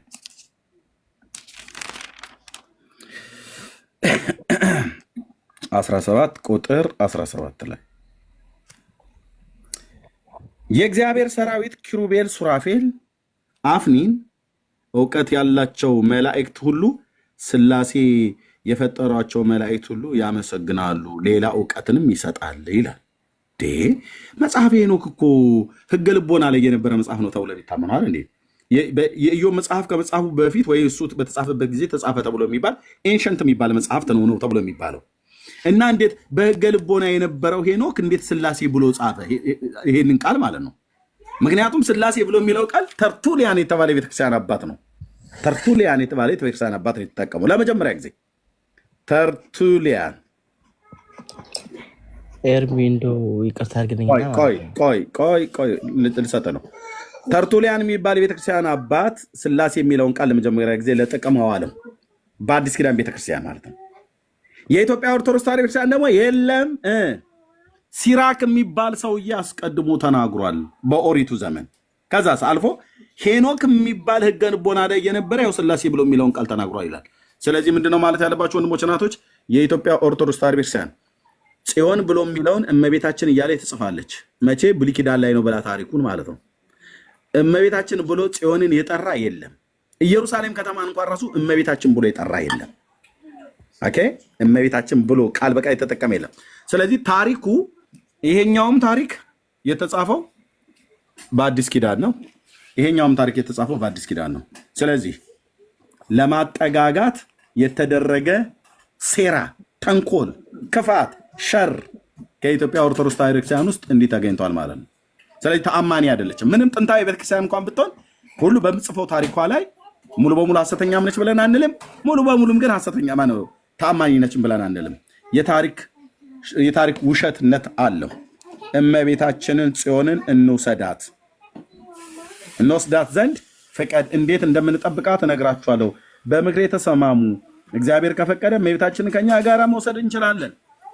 ቢያውቁ ቢገድሉን አያሳዝነንም ብለው ምክር የዶሎቱበት የምተማከሩበት ማለት ነው። ስለዚህ ጽዮንን ታቦቷን እመቤታችን እያሉ ነበር የሚጠሩት አሉ። ሲጀምር ጽዮን ማለት ታቦት አይደለም። ህዳር ጽዮንም በኋላ ላይ እናነሳዋለን። ዲያቆና ጊዜም ስላነሳ የማዊ ልጅ የምታወራው ካለ አውራና ለስፒሮስ የሚለው ካለ ሌሎችም መቀጠል ትችላላችሁ። ተባረኩ። እሱ የተጻፈ በሙሉ አሁን ላለ ነው እንዲገባን ተደርጎ ነው የጻፈው። ዝናታ ቢግ ዲል ነበረው። በዛን ጊዜ ስላሴ ባል ነበር ዲል አይደል? አንተ ቢግ ዲል ስላለ እንዴ የእግዚአብሔር ቃል እኮ ነው። በብሉይ ኪዳን ላይ ስላሴ ትላላችሁ እንደ አብ ወልድ መንፈስ ቅዱስ ሳታውቅ እንዴ? ኖ ኢትስ ናት ቢግ ዲል ብለህ ቀለል አደረከው እኮ። ሄኖክ መጽሐፍ ላይ እያለ እኮ ነው ስላሴን። ሄኖክ መጽሐፍ ላይ እንኳን ስላሴ እግዚአብሔርን በቅጡ የሚያውቀው ኖ ኢዚ አታድርገው አባቴ። የህይወት ጉዳይ ነው እዚህ ጋር በግሪክ የተጻፈ በሙሉ በዕብራይስጥ ወይም ደግሞ በግሪክ የተጻፈ በሙሉ ወርድ በወርድ አለ መጽሐፎች ውስጥ። ብሉይ ኪዳን የተጻፈው በዕብራይስጥ ነው አለ። ወርድ በወርድ አለ። አቤት ወርድ በወርድ አለ። ኦፍ ኮርስ አለ። በደንብ ነው ያለ። እንዴ ቀልድ አለ በደንብ ወርድ ባይወርድ አለ። እዚህ 15 የጨመራችሁት እናንተ ግን መጽሐፈ ሲራክ የለም። ብሉይ ኪዳን አለ። ወርድ ባይወርድ አለ። ከየት እንዳመጣችሁ ጽዮንን ኢየሩሳሌም አላውቅም። ታቦተ ጽዮን ብላችሁ ወሰድ። ቆይ ሰለሞን ለልጁ ሰጠው ታቦቱን ወይም ሰርቀው ወሰዱት የተባለው ታቦተ ጽዮን ይባላል። ጽዮን ማርያም ናት አላችሁ። ሲጀመር በሰለሞን ዘመን ድንግል ማርያም አለች ወይ? that was my question እኮ። ወርድ በወርድ አለ ካልሽኝ እስቲ የማቴዎስ ወንጌል ላይ ማቴዎስ ወንጌል በዕብራይስጥ አልተጻፈም። ቆያ አንዴ አትግባ ወደዛ። የት እንትን የለም አይደለም። አዲስ ኪዳንን ስፒሮስን ጠይቅ። አይደለም ወርድ በወርድ አላሽኝ የአዲስ ኪዳን መጽሐፍ ወርድ ባይወርድ ብሉይ ኪዳን ነው የሂብሩ መጀመሪያ ወቄ ለይታ አዳምጠኝ። ብሉይ ኪዳን ለእስራኤላውያን የተሰጠ በሂብሩ ነው የተጻፈው። አዲስ ኪዳን ግሪክ ውስጥ ነው። ከዕብራውያን መጽሐፍ ብቻ ይመስለኛል በሂብሩ ተጻፈ የተባለ እንጂ ሌላው በሙሉ አዲስ ኪዳን በግሪክ ነው የተጻፈ። ስለዚህ ጽዮን ማርያም የምትሏት ጽዮን ማለት እንግዲህ ሙሴ ይዟቸው ከገባ ጊዜ ጀምሮ ወይም ኢያሱ ይዟቸው ከገባ ጊዜ ጀምሮ ስለ ጽዮን ይናገሩ ነበር። ድንግል ማርያም ነበረች ልትሉን ነው እንግዲህ። ኢየሩሳሌም ካለ እንግዲህ ያንቺ አንደርስታንዲንግ ነው። አንተ ነህ እንጂ አንደርስታንድ ያደረከው ሮንግ አንደርስታንዲንግ ያለ አንተ ነህ። ሮንግ አሁን እኮ ቀለል አድርገህ እያስረዳ መጽሐፍ ከፍቶ ኤርሚ እያስረዳ አይ የአንደርስታንዲንግ ጉዳይ ነው። ብሉይ ኪዳን ላይ የምን ስላሴ ነው የምታወራ? በአብ በወልድ በመንፈስ ቅዱስ ስም አጥምቋቸው የሚል ሲጀመር እንደው ስላሴን ብለን ካሰብ ነው በዚህ እንጂ ምን ታውቆ ነው? የት ነበራችሁ እናንተ ሲጀመር? እንዴ ብሉይ ኪዳን እንደፈለጋችሁ እያስገባችሁ እንደዚህ ይለጠጣል። በጌታ ስም የእግዚአብሔርን ቃል እንኳን ቢያንስ ብሉይ ኪዳን አትጠብቁትም። ኦኬ አማርኛ ነው ለሰው ልጅ አንደርስታንዲንግ ይገባል። ላንብበውና በሰፊ ጻፈ ነው አሁን ላይ የተጻፈ እንጂ በብሉይ ላይ የተጻፈ መጽሐፍ አይደለም። ይሄኛው ግን ለሰው ልጅ እንዲገባቸው ተደርጎ ለኛ እንድንረዳ ስላታ አንደርስታንድ እንዲገባን በምንም አይነት መልኩ ብትሸፋፈን እንዲገባ እንዳይገባ ብለህ ብትል ምንም ታሪክ ሲጻፍ ላይ ደግሞ ታቦቱን ይቀይሩትን ስሙኝ። ለምንድነው ኬረሽ ኺቱኽ ነው መክተፊያ ብሎ ይዘው መሄዱ። በዕብራይስጥ ኬረሽ ኺቱኽ ነው የሚባል እና ታቦት ብላችሁ ቀይሩት። ጌታ መክተፊያ ጣውላ ኬረሽ ኺቱኽ ነው የሚባል ስሙን ይቀይሩት። ጌታን ኤርሚ ውስጥ ልክላለሁ። ሌላ ጣጣ ልታመጭ ነው እንዴት ይው ሚት አርግ ሌላ ኬረሽ ኺቱኽ ብለው ደግሞ ያምጡ እንዴት አውቁ? ኦኬ የስፒሮስ ወረደ። ኦኬ ላሳየው ነበር የአልቃ ደስታ ተክለውልህ ማለት ነው። ስፒሮስ አለህ ለሌላ ቀንም እንዳጠይቅ ድጋሚ ማለት እኔ ይኸው መዝገበ ቃላቱ ስላለኝ የደስታ ተክለወልድ ያው ከዚህኛው መዝገበ ቃላት ላይ ነው የኢትዮጵያ ኦርቶዶክስ ተዋሕዶ ቤተክርስቲያን ስለ ታቦት ወንድሞች እናቶቼ፣ ስፒሮስ ና ግባ ካለን አግባ እስካነብል ድረስ ይህ ሰው ነው የጻፈው። ለሰው አንደርስታንዲንግ ነው። ከገባህ እንደዛ ነው ለመረዳት ነው። ወይት ወንድምዬ። ኦኬ ስፒሮስ ወጣ። ኦኬ እሺ።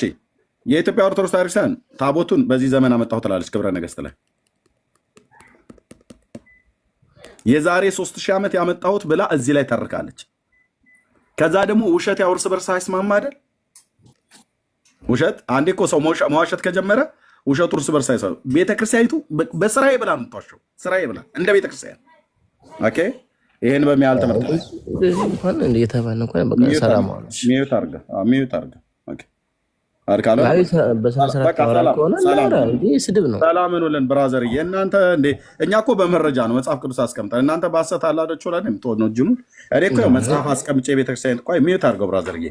የቤተክርስቲያኒቱን መጽሐፍት ይዤ ግዕዝ ከአማርኛ በአዲስ አበባ ዩኒቨርሲቲ ቋንቋዎች ጥናትና ምርምር ማዕከል እውቅና ያለው ከቤተክርስቲያኒቱ የተቀዳ እውነተኛ ምንጭ ይዤ እንዲሁም መዛግብተ ቃላቶችን ይዤ ነው የምናገረው። ኦኬ ለዚህ ነው ፊሊት የተነፋበት በራሪ ነፍሳት ይመስል አንድ ኦርቶዶክሳዊ ፊቴ ቆሞ ይህን ታሪክ እውነት ሊያደርገው አልቻለም። ለምን? ቢግ ኩዌስችን። ኦኬ እዚህ ላይ በሰለሞን ዘመነ መንግስት ታቦቱ በስርቆት መልክ መጣ ትላለች ኦርቶዶክስ። ሰርቄን ያመጣው ትላለች ክብረ ነገሥት። ያው አለቃ ደስታ ተክለወልድ ደግሞ በመዝገበ ቃላታቸው ላይ የቤተክርስቲያን ሰው ናቸው።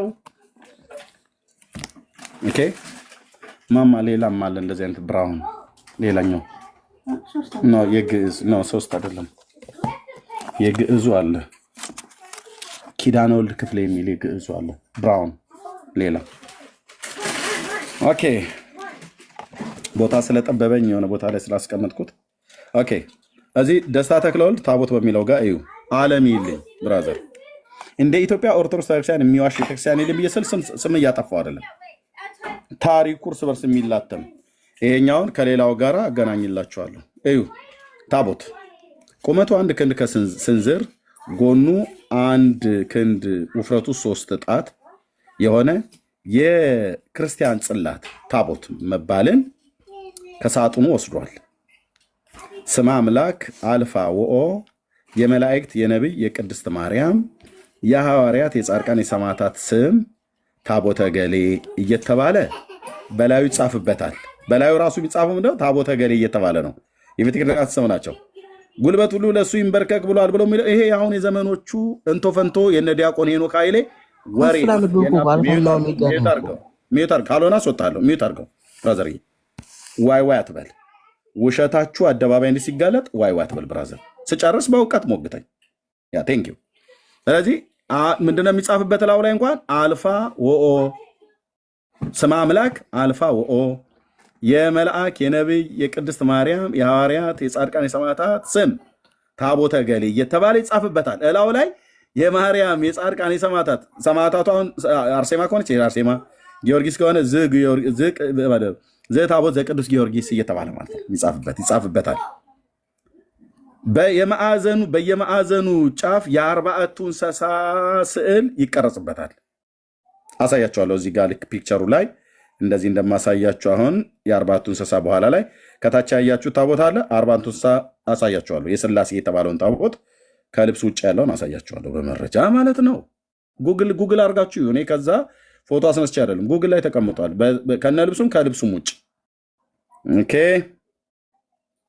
ኦኬ ለትውልድ እውነትን ማሳወቅ ብቻ ትውልዱ እውነቱን መርምሮ ይደረስበት። እሺ ይጻፍበታል። በየማዕዘኑ የ40ቱ እንስሳ የ4ቱ እንስሳ ማለት ስዕል ይቀረጽበታል። ከግብፅ ልብ በሉ አለቃ ደስታ ተክለወልድም እንደሚሉ ከግብፅ መጥተው በአክሱም የነበሩ መጀመሪያዎቹ በሳቸው ቋንቋ የድሮ አማርኛ መጀመሪያዎቹ ታቦቶች ታቦተ ማርያምና ታቦተ ሚካኤል ናቸው። መጀመሪያ ከተባለ ቅዱስ አትናቴዎስ ከቅዱስ አትናቴዎስ እጅ ፍሬምናጦስ አቡነ ሰላማ ከሳቴ ብርሃን ባይዘዌ ፍሬምናጦስ አቡነ ሰላማ ከቅዱስ አትናቴዎስ እጅ ታቦቱን ሲቀበል ቡራኬም ሲቀበል ከንፈር ለከንፈር ተሳስመዋል። ገድሉ የአቡነ ሰላማ አለኝ። ያ አትናቴዎስ የተባለው ቅዱስ አባት ፍሬምናጦስ የተባለውን ቅዱስ አባት ኪስ አድርጎታል፣ ስሞታል። ከንፈር ለከንፈር ተሳስመዋል። ከንፈር ለከንፈር ተሳስሞ ነው ቡራኬ የሰጠው። ማንም የሚለው ገድለ አቡነ ሰላማ ከንፈር ለከንፈር ተሳስመው ነው ቡራኬ የተቀበለው። በመስቀል አይደለም የሚባርከው፣ ከንፈሩን በመሳም ነው። ማን ከንፈሩን የሳመው? አትናቴዎስ። እሺ ሀብቶም፣ እኛ የሚደበቅ ሰው ወዲያው ነው የምናስወርደው። እናስወርደናል። ተመልሰህ የምትመጣ ከሆነ ትመጣለህ ማለት ነው። ስለዚህ የመጀመሪያዎቹ ታቦት ይላል። የመጀመሪያዎቹ ከተባለ ከዚህ በፊት ታቦት አልነበረም ማለት ነው። አትናቴዎስ መቼ ነው የነበረው? የአዲስ ኪዳን የክርስቶስ ቤተክርስቲያን ከተመሰረተችበት በኋላ ማለት ነው። በክርስቶስ ቤተክርስቲያን ታሪክ ውስጥ አይ ቲንክ በሶስተኛው ወይ በአራተኛው በሶስተኛው መቶ ክፍለ ዘመን ላይ ኦኬ፣ በሶስተኛው መቶ ክፍለ ዘመን የነበረ ቤተክርስቲያን አባት ነው እና በሶስተኛው መቶ ክፍለ ዘመን ለፍሬምናጦስ ሰጥቶት ታቦቱ መጥቶ መጀመሪያዎቹ የተቀመጡት በአክሱም ታቦተ ሚካኤልና ታቦተ ማርያም ይባላሉ አለ።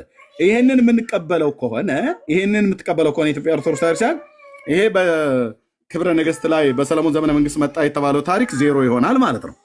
አይ ይሄን ነው የምቀበለው ብላ ምትል ከሆነ ይሄኛው ውሸት ይሆናል ማለት ነው። ሁለት እውነት የለም ማለት ነው። ሰማልኝ ህዝቤ፣ አድምጥልኝ ህዝቤ፣ ጆሮህን ብቻ ስጠኝ ህዝቤ።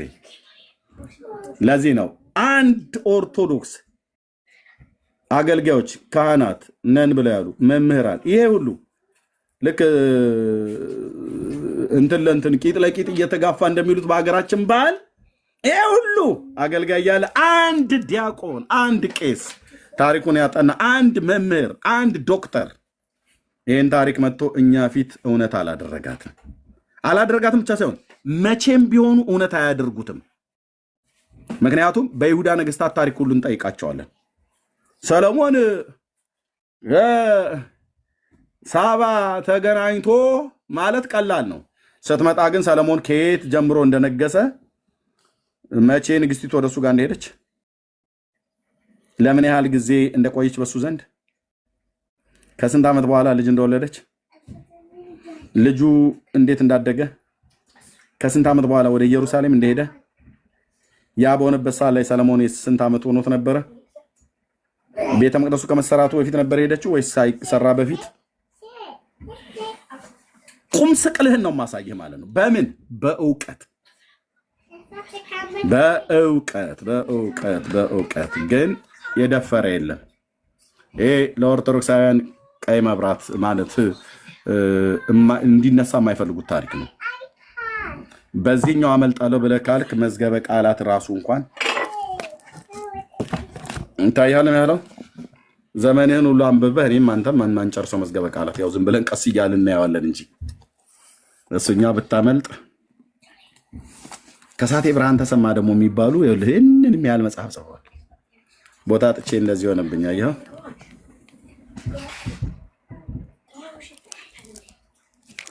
እና ይልሃለን ማለት ነው እንዴት እንደተረጎሙት። በኢትዮጵያ ንጉሠ ነገሥት ቀዳማዊ ኃይለ ሥላሴ በነገሱ በ28ኛው ዘመነ መንግስት በስንት በ1951 ዓመተ ምህረት ከተሰማ ሀብተ ሚካኤል ገጹ ተደርሶ የተጻፈ እናየዋለን ማለት ነው። ብለናል የሚባል የለም በየትኛው ቋንቋ። እንደውም እነዚህ አይደለም ገና ሚስቴ እያመጣች ነው። እንዲህ አይነት ግዙፍ መጽሐፍ ቅዱስ መዝገበ ቃላቶች በስምንቱ በዚህኛው አሰቃይቼ ስጨርስህ በዚህ ይቀበላለሁ። በዚህኛው እምቢ ስትል በኢንተርናሽናል ባይብል ሶሳይቲ ይዛለሁ። በሱ እምቢ ስትል በመጽሐፍ ቅዱስ መዝገበ ቃላት፣ በሱ እምቢ ስትል በዕብራይስጥ አይሆንልኝም ብለህ ስትል በግዕዙ። ምን ነው እንደዚህ ታስጨንቀናለህ? እንዴ የውሸት ታሪክ ላይ ተመስርታችሁ ትውልዱን ይዛችሁ አንቃችሁ ትገድሉት እንዴ? ሲኦል ይግባ። ያልተፈጠረ ታሪክ ፈጥራችሁ ስታበቁ ማለት ነው። ስለዚህ የኦርቶዶክስ ተዋሕዶ ቤተክርስቲያን በግልጽ ተዋሻለች። በታሪክ ዋሽታ ተገኝታለች። ተዋሻለች ሳይሆን ዋሽታ ተገኝታለች። በታቦቱ ጉዳይ 100% አይደለም 1000% የአብርሃም አምላክ ምስክር ነው። ዋሽታ ተገኝታለች። አልዋሸችም ብሎ የሚል ካለ በታሪክ ይሞግተን። ቴንኪው። ኦኬ ሀፍቶ እንኳን ደህና መጣ።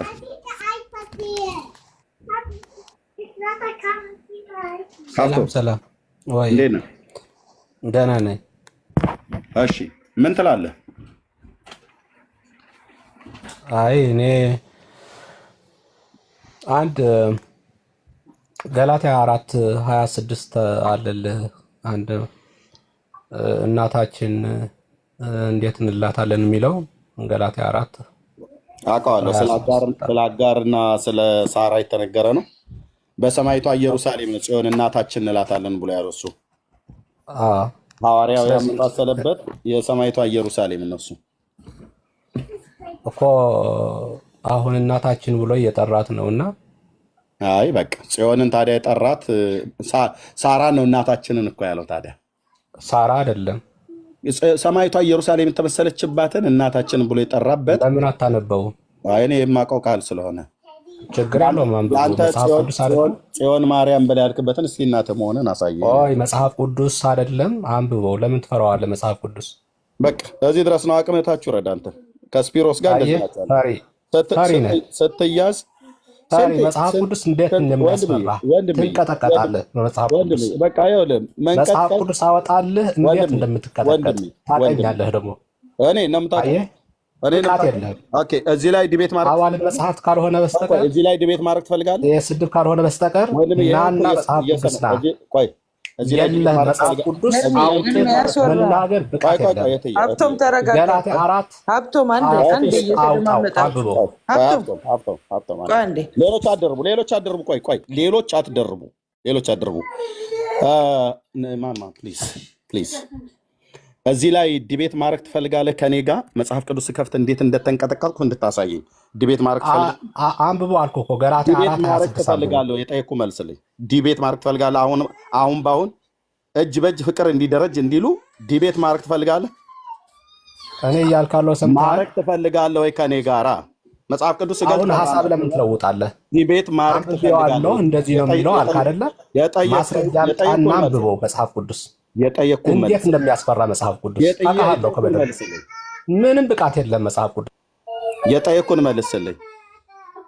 መልስልኝ። እሺ ዲቤት ማድረግ ትፈልጋለህ? አሁን በአሁን ደቂቃ ያዝልን ቢኒያም። እኔ እናንተ በዚህ ታሪክ ጉዳይ መፍራቴና ለመፍራቴን ገላትያ መጽሐፍትን በኋላ በጥያቄ መጽሐፍ ቅዱስ ነው አልኩህ እኮ። አሁን ወደ ታሪክ ምናምን አትበል። ታሪክ የራሱ የሆነ አካሄድ አለው። ዲቤት ማድረግ ትፈልጋለህ? አብተው ታሪክ የራሱ ዲቤት ማድረግ ትፈልጋለህ? መልሱ መልስልኝ። አዎ ለምንድን ነው ሚቱ የምታደርገኝ? ና ወደ መጽሐፍ ቅዱስ ለጥያቄ መልስ መቻወቀውና መጽሐፍ ቅዱስ ለጥያቄ መልስ ሜዳው ላይ ስንገናኝ ነው ወደ ታሪክ የምትሄደው። መጽሐፍ ወንድምዬ ሚዩት አድርግና ለጠየኩ ጥያቄ መልስ ና ወደ ባይብል ብያለሁ። ባይብልና ቃት የለህማ። በታሪኩ ጉዳይ አድምጠኝ። በታሪኩ ጉዳይ ታቦቱ እንዳለ ዲቤት ታወርዳለህ። ከዚህ በላይ ምንም ብቃት እንግዲህ ይሄ ሰው ነው እንግዲህ ወንድሞቼ ዲቤት እናድርግ ብዬ ስለው ከንፈሩ ተንቀጠቀጠ። አላበው ምላሱን ውስጡ አላበው ማለት ነው። ዲቤት ማድረግ ከፈለግ አሁኑ እጅ በእጅ ፍቅር እንዲደረጅ እንዲሉ አሁኑ ነው መግባት ያለብን።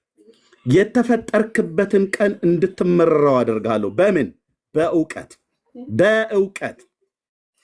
እንዴት ነፍስ ከስጋህን እያላቀኩ ዲቤቱ ላይ ስትገባ አማርኛ ያጥረኛል ብለህ እንድትል ነበር ማድረግ፣ ግን አትገባም። አንተ አይደለህም። ገላትያ መጽሐፍ ምዕራፍ 4 እንዴት እንደሚተረጎም ሜዳው ላይ ስትገባ አሳይህ ነበር ማለት ነው። ያ ጳውሎስ ያን ክፍል እናታችን ብሎ ያለበት በአጋርና በሳራ ሰማይቷን ኢየሩሳሌምና ምድራዊቷን ኢየሩሳሌም የመሰለበትን ዛጋ ስትገባ አሳይህ ነበር። ቅርቃር ውስጥ የሆነ ቦታ ላይ ጨምሬ እንዳትወጣ አድርጌ እግርህንም ረግጬ ማለት ነው። በእውቀት ነው የምረግጥ። ዋይ ስትል ውሃ አስጠማህ ነበር እዚህ የዓለም ሚዲያ ላይ ማለት ነው። ግን አታረጋትም። አንተ አይደለም ሌላ ምሁር ነኝ ብሎ የሚል ሰው ካለ ይምጣ። ይኸው እጅ በእጅ ሊቀ ሊቃውንት መምህር የሚባል ይግባና በቃል ኪዳኑ ታቦት ጉዳይ ከኢትዮጵያ ከእስራኤልም መጣ፣ ፍሬምናጦስም ከአቡነ ሰላማ ተቀብሎት መጣ። አይ እንትንም መጣ ብሎ የሚል ሰው ካለ ይምጣ። ይኸው ይምጣና ከኔ ጋር ይነጋገር። በመድኃኔዓለም ክርስቶስ ልለምናችሁ ኦርቶዶክሳውያን፣ ይሄ ታሪክ ዛሬ ይቋጭ። ሁሌ እናገራለሁ። የኤላ ሸለቆ ይሁን ይሄ ጎልያድና ዳዊት የተጋጠሙበት ማለት ነው። እንዴት ግንባርህን እንደምልህ አውቃለሁ፣ በእግዚአብሔር ቃል ማለት ነው። ያለ ርኅራሄ አደባባይ ላይ እንዴት እንደምዘርርህ እንደ ትንሹ ዳዊት በታሪክም በመጽሐፍ ቅዱስም እንዴት እንደምዘርርህ አውቃለሁ። ግን ሰው ጠፋ። የለም መቃጠል ብቻ ለኦርቶዶክሳውያን፣ መበሳጨት ብቻ ለኦርቶዶክሳውያን። ይኸው ታሪክ እርስ በርሱ እንዴት እንደሚጣላ እዚሁ ሳሳይህ እማዬ ድረሽልኝ ትል ነበር። እማዬ ምን ቀን ነው እዚህ ቤት ውስጥ የገባሁት? ግን በምን በጭቅጭቅ አይደለም፣ በዲቤት ፎርማል ዲቤት። እጅ የሚያወጣ ኦርቶዶክሳዊ ይምጣ። በእውቀት ገብቶ የሚረታኝ ሰው ካለ ያለምንም ጥርጥር 50 ሺህ የኢትዮጵያ ብር ቀጥታ ባንክ አካውንት ውስጥ አስገባለታለሁ። 50 ሺህ ቃሌ ነው አልኩ። ከፍያችሁ ናግባና ታሪኩን እውነት አድርገው ነው ያልኩ። ታብና ኮፒሊንግ ሼር አድርጉልኝ ወገኖች። በታቦቱ ጉዳይ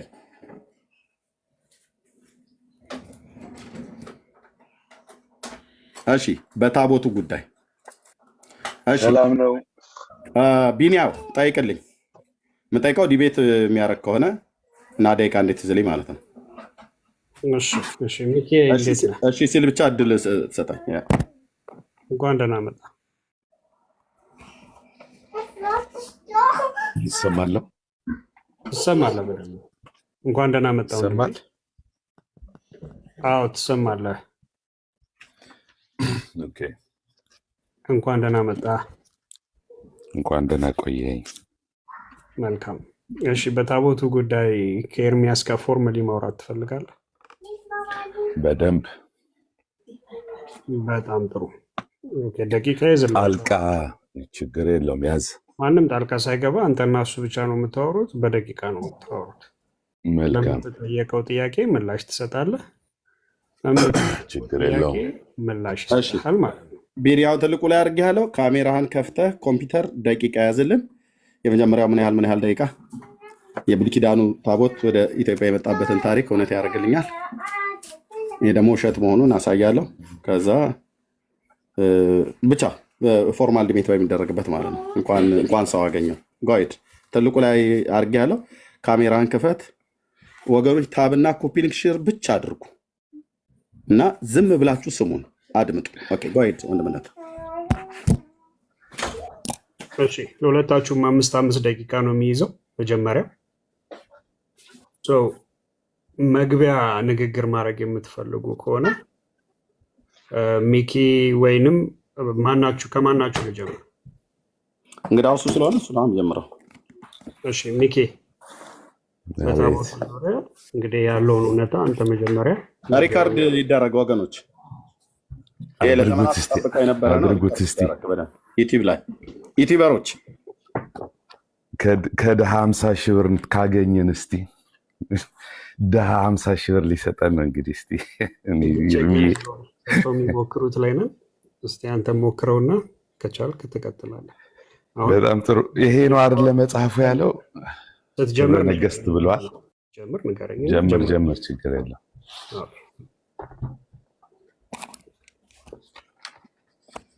ኦኬ ወንድምነት ክብረ ነገስት ያው ጭራሽ ገባ እንዴ ደግሞ መሀል ገና ሳንጀምር ገባ።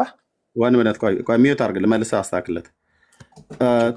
ታሪኩ የሚጀምረው ከሰለሞን አይደለ? ታሪኩ የሚጀምረው ንግስቲቱና የሰለሞን አይደለ ወንድምነት? ስለዚህ ሰለሞን የነገሰበትንና ቤተ መቅደሱን ሰርቶ የጨረሰበትን ዘመን እና ንግስቲቱ በስንት ዓመት ወደዛ እንደሄደች ይሄን ሁሉ ታሪክ ነው የሚያነሳው ማለት ነው። ጋይድ እሺ ሚኪ ቤት እንቀጥል። ሰምተሃል? ያው ሰምቻለሁ። ኦኬ ጥሩ። በስመ አብ ወወልድ ወመንፈስ ቅዱስ አሐዱ አምላክ አሜን። እንግዲህ ወንድማችን ሲጀምር ምን ብሎ ነው ያወራው? እየተሰማው ነው ግን እኔ ትሰማለህ? በደንብ ቀጥል። ትሰማለህ? በጣም ጥሩ። እንግዲህ ታቦቱ በፍሬምናጦስ ጊዜ ነው የመጣው የሚል መጀመሪያ አስተምሮ ሰጥቷል። እሱ ስህተት ነው። እንደዛ የሚል አስተምሮም የላትም ቤተክርስቲያኗ። ምንድን ነው የሚባለው? በዘመኑ በሰለሞን በነበረ ጊዜ ነው። ታሳድገኛለህ አንድ ጊዜ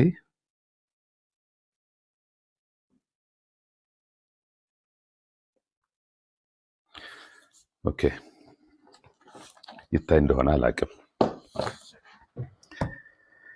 እንግዲህ ታቦት የሚለው ወንድማችን እንደተረጎመው በፍጹም በመጽሐፉ ላይ የለም። ይሄ ታቦት የሚለው በእንደዚህ አይነት መልክ ነው የሚተረጎመው። ታቦት ማለት ታት፣ ቅብጥ፣ ቴቢ፣ እቤ፣ ቴባ፣ ቴባት፣ አረ፣ ታበት ወይ ነው የሚበለው መርከብ፣ ሳጥን፣ ሙዳይ፣ ምጽዋት፣ ሙዳይ፣ ሙት ነው የሚለው። ይሄ ታቦቱ ምን እንደሚመስል ማለት ነው። ከዛ ምን ይላሉ? ገንዞ ሴት ለአዳም ዋንበሮ ወስተ ታቦት በምስራቀ ገነት። ሚስጥሩ ቦታነትን ማህደርነትን ነው ከነ ጥቅሱ ማለት ነው። ማቴዎስ ምዕራፍ 24 ኩፋሌ ምዕራፍ 5 ከዛ ሲቀጥል ነገስታት ምዕራፍ 12 አንድ ያቆሜላለሁ ሰዓቱን የምታነባቸውን ይቀጥል ወደ ብነት ይቀጥል ተጀምሮ ያቆሜለታለሁ። አንዴ የሚያሳያቸውን መረጃዎቹን መናገር አለበት። ምንድናቸው መረጃዎቹ፣ ከየት ነው ያመጣቸው የሚለውን እያሳየ ለህዝቡም እንዲያይ እንደዛ መሆን አለበት። ፎርማሊ ለመቀጠል ያው 3 ደቂቃ ከ14 አለ። ቀጥሎ እንድማር። ጥሩ እሺ፣ ጥሩ ሀሳብ ነው። እሱም ጥሩ ሀሳብ ነው።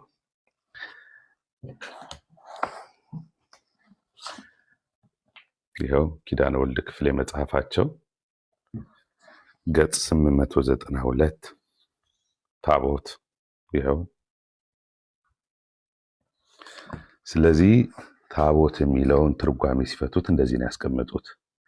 ታቦተ ወይ አሮን የሚባለው ደግሞ የቁም ሳጥን አራቱ ሰርቱ ቃላት የተጣፈባቸው የሁለት ጽላት ማህደር ነው ማለት ነው ይላሉ።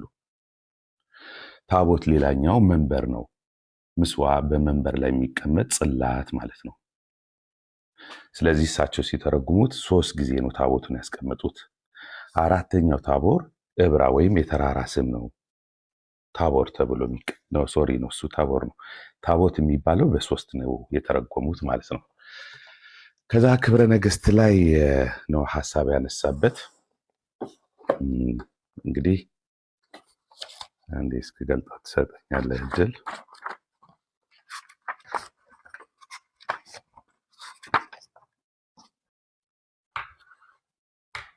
መዘጋጀት ነበረብኝ። በጣም ይቅርታ፣ ጊዜን እንደገደልኩ አውቃለሁ። ምንም ሳላወራበት ጊዜው እያለቀ ነው።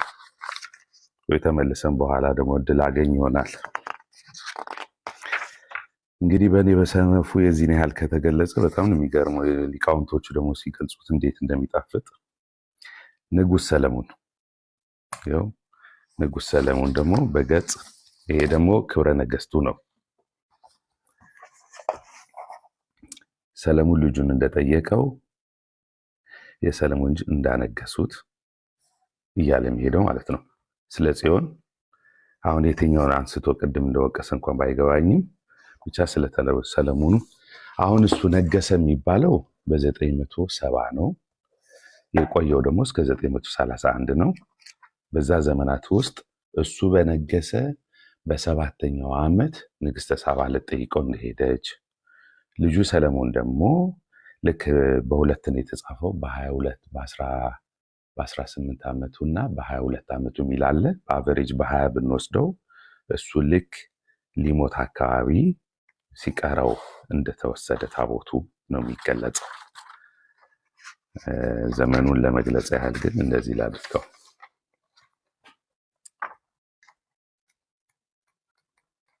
በጣም ይቅርታ፣ ተዘጋጅቼ መግባት ነበረብኝ በደንብ ልክ እሱን በወረቀት እንዳዘጋጀው ጊዜ ላለመግደል ማለት ነው። ከዚህ በኋላ ታቦተ ጽዮኑ ወደኛ የመጣበት ዘመን ልክ 3000 ዓመት ሞላው ሲባል ከ500 ስንት ከክርስቶስ በፊት ከክርስቶስ ልደት በፊት በ900 ስንት ይሆናል ማለት ነው? 40 አካባቢ ማለት ነው የሚሆነው ያለው።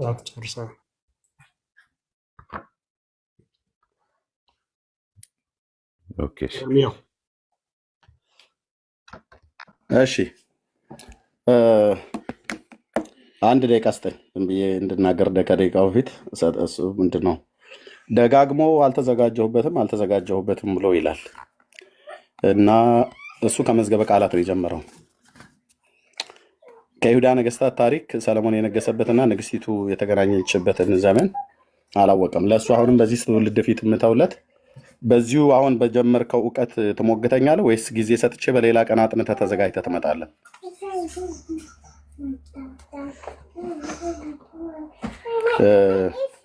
ወንድማችን ተዘጋጅተህ በሌላ ቀን ጊዜ ወስደህ በደንብ አጥንተህ ትመጣለህ ወይስ አሁን በጀመርከው ዲቤቱ ይቀጥል? ማይክን ሚዩት ነው ማይክ። አዎ ማለት እንደተዘጋጀው በሁሉ ማለት ነው። መጽሐፈ ብርሃን አለ፣ ክብረ ነገስት አለ፣ መጽሐፍ ቅዱስ መዝገበ ቃላት ተዘጋጅተህ ትመጣለህ ምናምን ተዘጋጅተህ ትመጣለህ ትቀጥላለህ? በደንብ ተዘጋጅቼ እመጣለሁ። ለዛሬ ልለፍህ ልማርህ ወይስ በዚሁ አሁን ልማርህ? አዎ በእውነት ነው እኮ ብዬ የምልህ ልማርህ ልተውህ ወይስ ምንድን ነው የምትመረኝ? ማረኝ መቼ አልኩኝ እኔ? አይ የምልህ አልተዘጋጀሁበትም ምንድን ነው መሰለህ? አይ እንደዚህ ስለሆነ እኮ ነው ብዙ ነገር ትነካካና ዘው ብለህ ገብተሃል። ታሪኩን እንደሚያውቅ ሰው ዘው ብለህ ገብተሃል። እድል ልስጥ ልማርህ ብዬ ስል የዛሬውን ልማርህ ወይስ በዚሁ እንቀጥል ነው ያልኩህ። አንድ ብቻ እድል ማለት ንገረኝ፣ አንዱን ሀሳብ። እሺ ተዘጋጅቼ እመጣለሁ። ሁለተኛ እንዳይለመድህ በማታውቀው ታሪክ ዘው ብለህ እንዳትገባ። አንብብና በምን በማላውቀው አይደለም። እኔ ጊዜ ለእኔ ለራሴ ለጊዜ ነው። ስማኝ፣ በሌላ ቀን ነው በሌላ ቀን አይደለም። ቆይ ስማኝ፣ እኔ ጊዜን 5 ደቂቃ ላለመብላት ነው እንጂ ጊዜው የሚወስድ ነገር ሆኖ አይደለም። አሁን ከፍቼ እኮ ማዘጋጀት እችላለሁ፣ ግን እስካፈልገው ድረስ ለምን የራሴ ሰዓት እበላለሁ ነው። ዝግጅቱ የለም። ኦነስት አሁን እኛ ኢቭን የጀመርነው ይኸው እኮ ጊዜ ላለመግደል ነው። 5 ደቂቃ እስካወጣ ገጹ እየተበላብኝ ስለሆነ ነው። ስለዚህ ደቂቃ ጨምርለትና ወንድሜነት ለእሱ 10 ደቂቃ ስተው ለእኔ 5 ደቂቃ ስጠኝ። ስጠው 5 ደቂቃ ቀጥልሽ። 5 ደቂቃ ተጨምሮልሃል። ጥሩ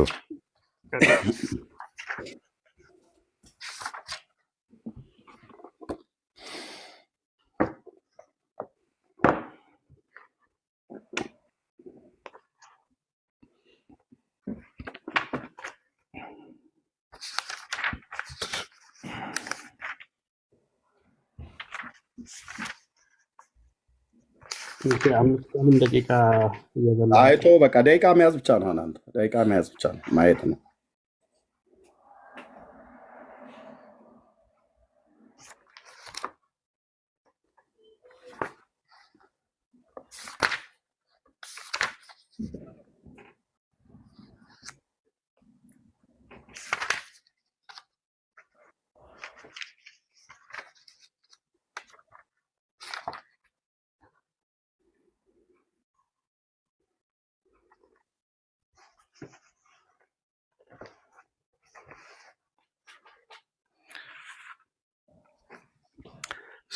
ሰው ጥያቄ ምን ነበረ? ይኸውልህ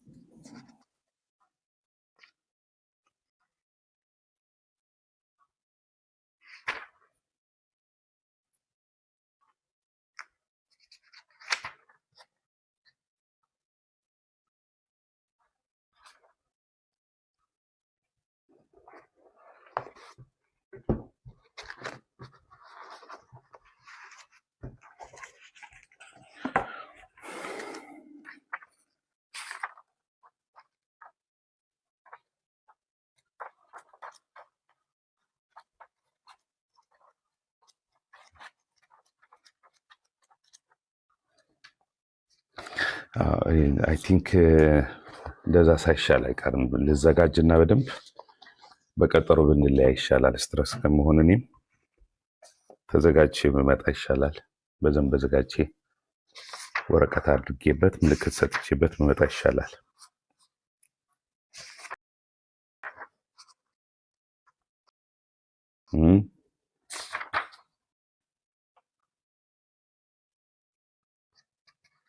ሰማላ ያለሁት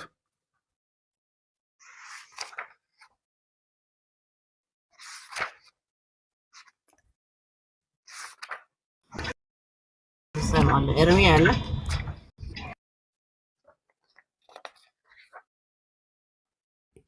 እሺ ኤርሚ አለ አለን እንዴ አለ። የት ሄዳለሁ? እየጠበቅኩ ነው። የት ሄዳለሁ? አንድ የፈርዶበት ምን መሄጃ አለ? ለእሱ አሳልፈውና እሱን እድል ስጠውና ከዚህ በኋላ ቀጥያ ነው ያወራለሁ።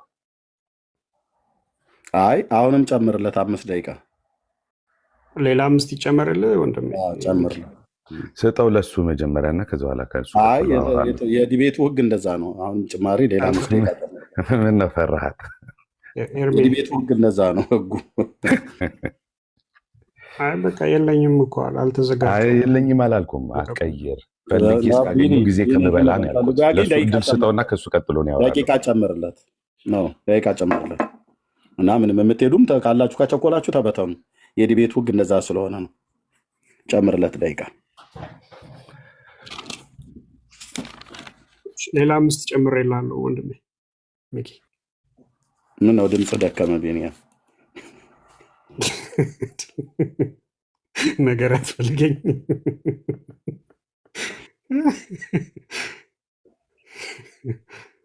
ሚኪ አለ ጥሩታ ሚኪ 15ኛው ደቂቃ ኮረን እያደረገ ነው። ሚኪ ሚዩት ነው እየተጠቀመበት እኮ ነው ጊዜውን ወስዶ። ባሪያህን በሰላም አሰናብተው ኤርሚ። ምንም ነገር ሊመጣ አይችልም እና የገጽ ድምፅ ብቻ ነው የምሰማው ወዳጅ። ተዘጋጅቶ ይምጣ ኤርሚ። ተውኝ እስኪ ተወኝ፣ ወንድምነት ተወኝ። ሚዩት አድርገህ ተቀመጥ።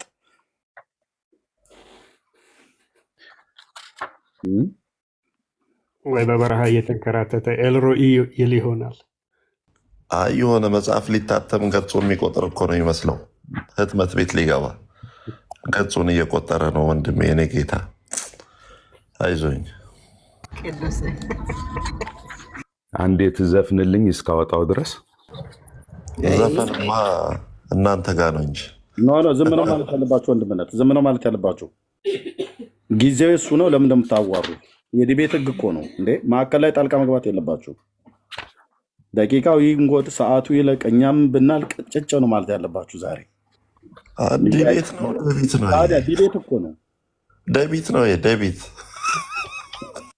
ሚዩት አድርገው መጽሐፍ የማገላበጫ ሆኗል ዲቤቱ ማለት ነው።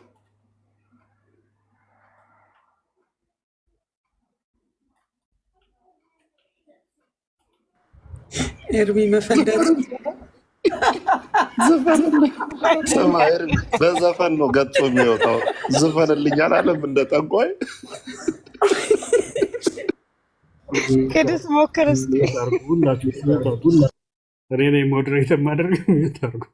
15ኛው ደቂቃ ላይ ያልኩት ቤቱን በአግባብ እየመራሁ አይደለም ቢኒ። ጠንቋይ ሲዘፈን አንዱ ከብረ ይወርዳልና ዝፈንልኝ አላለም ገጹ እንዲወጣ። እሺ ሁላችሁም እንዳትከፍቱ። 15ኛው ደቂቃ እየሄደ ነው። ወንድም አለም ደቂቃ የሚያስፈልገም ከሆነ ንገረንና። ሳሚ ይህ ግን ኃጢአት ነው አይደል? ልምታች ይጨመርለት 5 ደቂቃ እያለቀ ነው። ኧረ በጌታ ተው እንዴ እናንተ ለሰው አታስኑም እንዴ? ሰው ክንዱ ካለው አይ ከምር እየፈለገ ነው እና 5 ደቂቃ 7 አድርግለት ዝም ብለህ 2 አለው በቃ። በፍጹም እኛ በቃ አሁን እዚህ ጋር እየጠበቅን ያለ ነው። በቃ ኤርሚ ቆይ ለታቦተ ጽዮን ውይይት መዝገበ ቃላት ለምንድን ነው የሚወጣው? ወዳጆች ቅዱስ ሁለት ኦፕሽን አውርድ። ቅዱስ እኛ ልታስቀው ነው የመጣው ዲቤት ላይ ነው።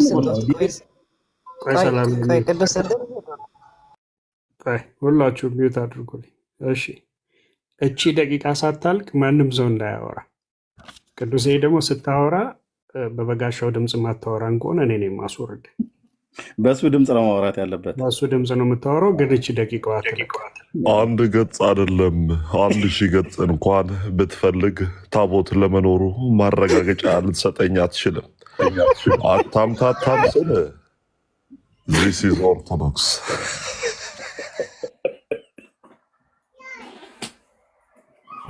እኔ በጣም ያሳዝኑ ዩቱበሮች ናቸው ተዘጋጅተው እኔ ብለው ሰውየው ተኛ ጌታ የቀዳ አፈዞታቸው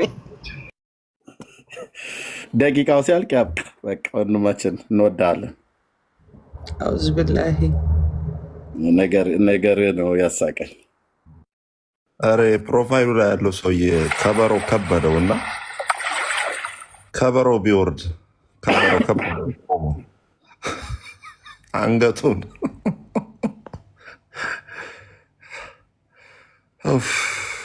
በጣም የዓመቱ ምርጥ ዲቤት ነው። ደቢት ነው ዲቤት ነው። እርሚ 50 ሺህ ብር ብለህ ሰው እንደ ጦስ ዶሮ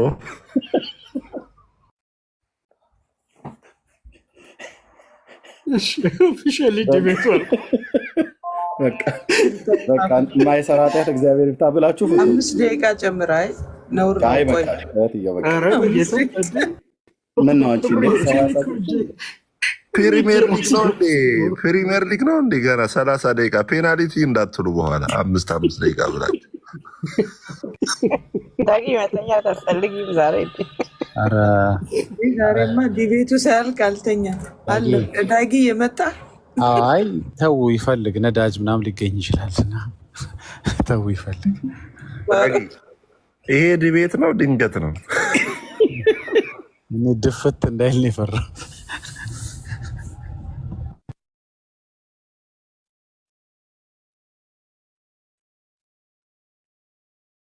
ይብቃው በቃ ወገኖች ይብቃ። ወንድማችን ሚኪ እንወድሃለን።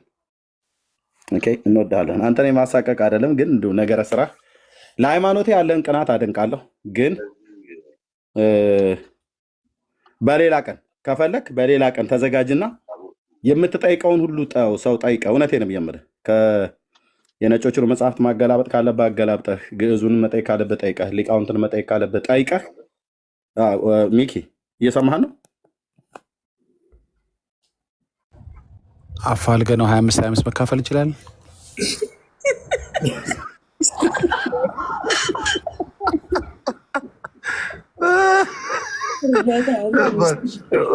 ወዳጆቼ ኮሜንት ላይ አሁን በቅንነት አታወሩም የሚለው ሲገባ አይታችሁታል። ንግግሩ ከደሃ ምናምን ብሎ እኮ በጣም በትዕቢት እኮ ነው የገባው። ለዛ ነው እኛ ሙድ መያዛችን ሳይሆን ኤርሚ ሲጀመር አይሰጥህም። ሲጀመር ሊሰጥ ቢልም እኔ ነኝ የምከለክለው።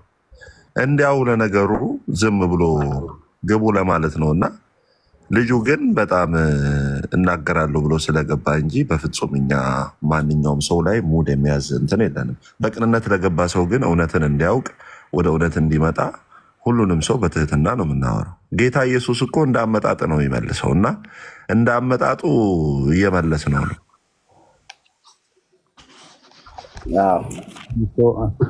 በገጽ 1000 ብር መሰጥ መስሎኝ 50 እስኪሞላ እየጠበኩ ነበር። ስለዚህ ታቦት የገባበት ዘመን ልክ እሷ በ980 በእኛ ማለት ነው በግዕዙ በ980 ዓመተ ዓለም ወደ ኢየሩሳሌም እንደሄደች ሚኪ አለ አይሰማም እንዲ ያለ እያወራ ነው። ቀጥልሽ። ምን ማላገጥ ነው የተያዘው ወይስ እንዴት ነው? ኖ አይ ሰዓቱ የምትቀጥሉ ከሆነ ሰዓቱን ሊያዝላችሁ እንደገና ሰዓቱን ያዝለት በቀን እንዳይ ወይንስ እንደዚሁ ፍሪ ዲስከሽን ማድረግ ነው የፈለግከው? አይ እሱ እኮ እንዴት መሰለህ ጥያቄ ለጠየቀው ታቦተ ጽዮን የምትባለው 3 ጥያቄ ነው የጠየቀው። አንዱ ታቦተ ጽዮን ይባላል ወይ? ታቦት ምን ማለት ነው? ታቦት እንዴት መጣ ለሚለው ነው። ስለዚህ ዝም ብሎ በአንድ ጊዜ ጥቅስ ብትሰጠው ጥቅሱን አልቀበልም አለ። በዘመናት ፈለገ። በዘመናት ተረት ነው ያመጣችሁት እናንተ የመጣችበት ዘመንና እሱ የነበረበት ዘመንን እንዴት ነው የምታስታርቁት አለ። እንግዲህ ይህንን ጥያቄ ሲጠይቅ ደግሞ ከነ ማስረጃው ተባለ። ማስረጃው ለማቅረብ ደግሞ በጥድፊያ ስለማይሆን ማስረጃ የማቅረብ ስለነበረብኝ ነው። አሁን ይህን ለማድረግ እሱ ለምሳሌ ማርከር አድርጎ ወይ ወረቀት አዘጋጅቶበት ስለመጣ ተዘጋጅቶበት የራሱ ርዕስ ስለሆነ እኔ በአንዴ እንደዚህ አምጥቼ ማሳይ ስላልቻልኩ ነው ጊዜ በላሁት። ስለዚህ ልክ ይህንን ጥያቄው ከፈለገ በሂደር እናስቀምጠውና ቶሎ ቶሎ ለማሳየት እዚህ ገጽ እዚህ ገጽ እዚህ ገጽ እዚህ ገጽ እየተባባልን መሄድ ይቻላል። በዚህ መነጋገር ይቻላል። 3ቱ ጥያቄ ነው ያዝኩት እኔ። ታቦተ ጽዮን የሚባለው ጽዮን ምን ማለት ነው? ታቦቱ ወደ ኢትዮጵያ የመጣበትን ከክብረ ነገስት አንጻር፣ ከዛ በኋላ ደግሞ እንደገና በታሪኩ ምን ይላል፣ መዝገበ ቃላቱ ላይ ምንድነው ታቦት ብሎ የሚገልጸው የሚለውን ነገር አሳይቻለሁ። የዘመኑን ደግሞ በ980 ያለውን ያልከው ሚኬ ምንም አላየም።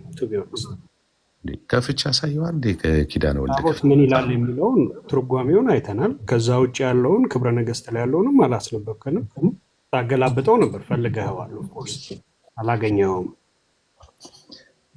ግን አሁን የኔ ጥያቄ እሱ ሳይሆን እሺ ሌላ ቀን መተህ በስርዓት ዲቤት አደርጋለሁ ካልክ መልካም፣ ምንም ችግር የለውም።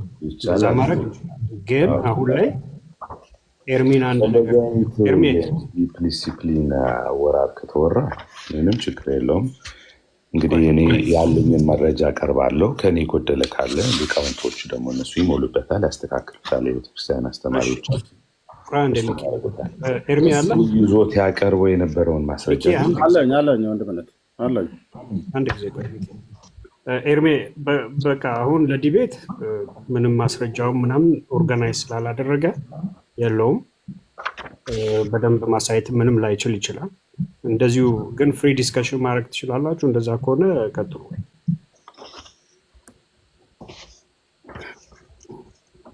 ኦኬ። ስለዚህ ዲቤት ይጣጣፍ ማለት ነው። ግን በገባበት አነጋገር ኢነርጂ ብትቀጥሉ ነው። በገባበት ኢነርጂ ብትቀጥሉ ቢሆን ጥሩ ነበር። ግን ደግሞ አይተወኝ ብሎ ካለ ይህንን አስቦ ጥንቱን ነበር እንጂ አልሞ መደቆስ ምን ያደርጋል እንደሚባለው አይነት ደስትን ጥሮ ማልቀስ እንደሚባለው አይነት ነው የሆነብህ። ኦኬ አሁን ችግር የለም። ባልተዘጋጀህበት ላይ ዘው ብለህ መግባት አልነበረብህም። ከገባህም ደግሞ በቃ አላገኘህም። በሌላ ቀን ተዘጋጅቼ እመጣለሁ ብለህ ካልክ በሌላ ቀን ተዘጋጅተና እኔ ግን የምነግርህ ለወደፊትም የምነግርህ እንደዚህ አይነቱን የትኛውን ነገር ለእኔም ለአንተም ማለት የምነግርህ የትኛውም ነገር ባልተዘጋጀህበት ነገር ላይ በሃይማኖት ቀናት ብቻ ዘው ብለህ ብትገባ ምንም አንደኛ ትውልድንም የሚሰማንም ትውልድ አታተርፍም። የምትገልጠው እውነት የለም ማለት ነው። ለአንተም ራሱ ግራ የተጋባህበትን ነገር ነው ለህዝቡም ግራ የምታጋባው ማለት ነው። ምክንያቱም ዝግጅት ስለሌለ እና ይህን ነው የምታውልህ። እንደው እዚህ ውስጥ ግን 1600 ሰው ስላለ ሌላ የኦርቶዶክስ አገልጋይ ነኝ ብሎ የሚል በደንብ ታሪክ አውቃለሁ። የታቦቱን አመጣጥ በደንብ ሰንጄ ልሞግት እችላለሁ ብሎ የሚል ሰው ካለ ይምጣና በብሉይ ኪዳንም በአዲስ ኪዳንም ታቦት በሁለቱም ማለት ነው። በብሉይ ኪዳንም በአዲስ ኪዳንም ታቦት በሁለቱም ከኔ ጋር ለክርክር ሳይሆን ለመወያየት የሚፈልግ ሰው ካለ እሺ ና ወይ ጊዜ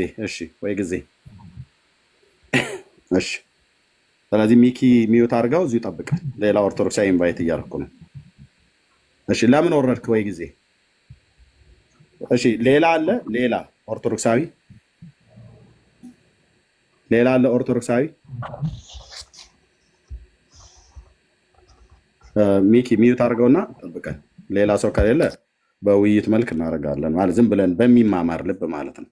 እውነትን የምትፈልግ ከሆነ በሚማማር ልብ እናደርጋለን። ሌላ አለ? ሌላ ሰው አለ?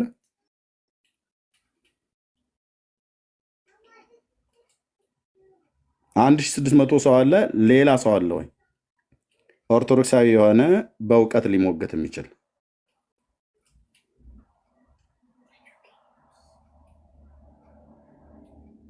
እሺ አሌክስ፣ እሺ ያው ልኬልሃለሁ። አንድ ቁጥር ጽፈሃል።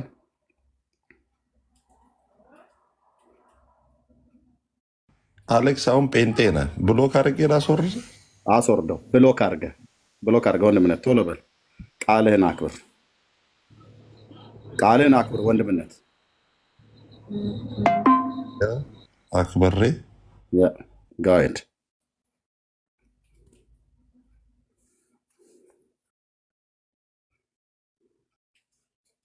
እሺ። ሚጡ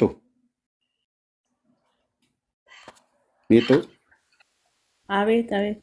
ሰላም ነው? እንኳን ደህና መጣሽ። እንኳን ደህና ቆያችሁ። ከኔ ጋር ልትሞግቺ ነው? አዎ።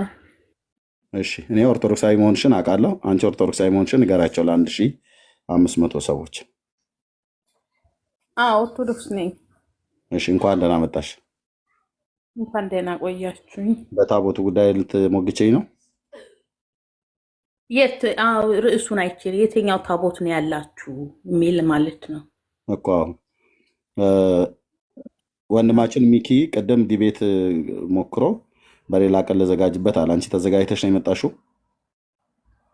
አዎ። አይ የትኛው ታቦት ነው ያላችሁ የሚለው ርዕሱን አይችል የገባሁት እና እሱኛም በዲቤት ግን አድርገው ወይ ነው የምልሽ። አይ የትኛው ታቦት ነው ያላችሁ ያለውን ጥያቄ ለምንድን ነው ማወቅ የፈለጋችሁት? የት እንዳረግ ነው የትኛው እንጂ ልትሞግቻ አይደለም የመጣሽው ማለት ነው? አዎ የት እንዳለ እንድንጠቁማችሁ ነው የፈለጋችሁት? ኧረ እኛ የት አለ ብላችሁም እንደምትሉ ኦልሬዲ ዓለሙ ሁሉ ስለሚያውቀው አለም ብላችሁ የምትሉት ስለሌለ እኛ ቦታውን ጠቁሚን አይደለም ያልንሽ። እኛ አክሱም ተቀምጧል ተብሎ ቤተክርስቲያኒቱ በስርዓት ስለተናገረች ቦታውን ጠቁሚን አይደለም ያልነው። አባይ ሸለቆ ውስጥ ነው ወይስ ሸበሌ ነው ወይስ አዋሽ ነው ወይስ ወላይታ ላይ ነው ብለን አይደለም። የኢትዮጵያ ግዛት ትግራዋይ ውስጥ አክሱም ነው ያለው ብላለች ቤተክርስቲያኒቱ። ቦታውን የሚጠቁመን አይደለም ያልነው። ታሪኩ እውነት መሆኑን ሊያስረዳን የሚችል የሚያውቅ ሰው መጥቶ ይነጋገር ነው። ምን ይጠቅመሃል? በቃ እታችሁኝ ሚጡ እታችሁኝ። ያ ብዙ ጊዜ ገብታ አንዳንዴ ሲነሽጣት ትሳደባለች፣ አንዳንዴ ደግሞ እንትን ትላለች። ኦኬ ሌላ የለም።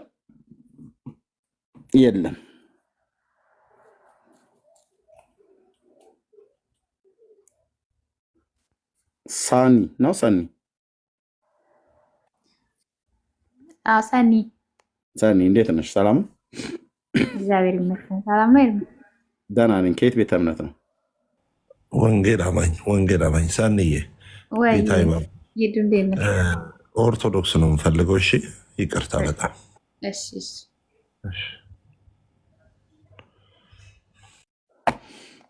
ኦኬ።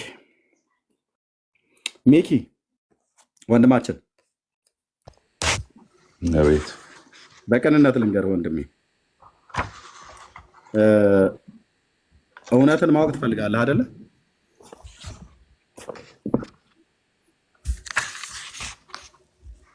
ሚኪ አቤት አቤት።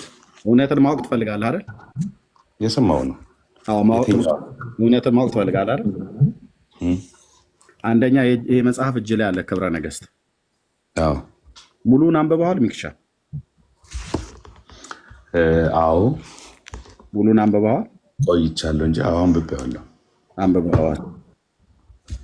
ኦኬ። ከዛ ባለፈ መጽሐፍ ቅዱስን አንብበሃል? በተለይ ንጉሱ ሰለሞን ነገሰበት የተባለበት ዘመን የይሁዳ ነገስታትን ታሪክ አንብበሃል? ለምሳሌ እንደ ነገስት መጽሐፍ፣ እንደ ዜና መጽሐፍት አይነቶቹን አንብበሃል? ታሪከ ነገስቱ ማለት ነው? ኖ ይሄ መጽሐፍ ቅዱስ ላይ የነገስት መጽሐፍ አለ አይደለ? ነገስት ቀዳማዊ አንደኛና ሁለተኛ ብሎ የሚለው አንብበዋል? የሆነ ድምፅ አለ ከበስተጀርባ የከፈትከው ነገር አለ? ያስተጋባል።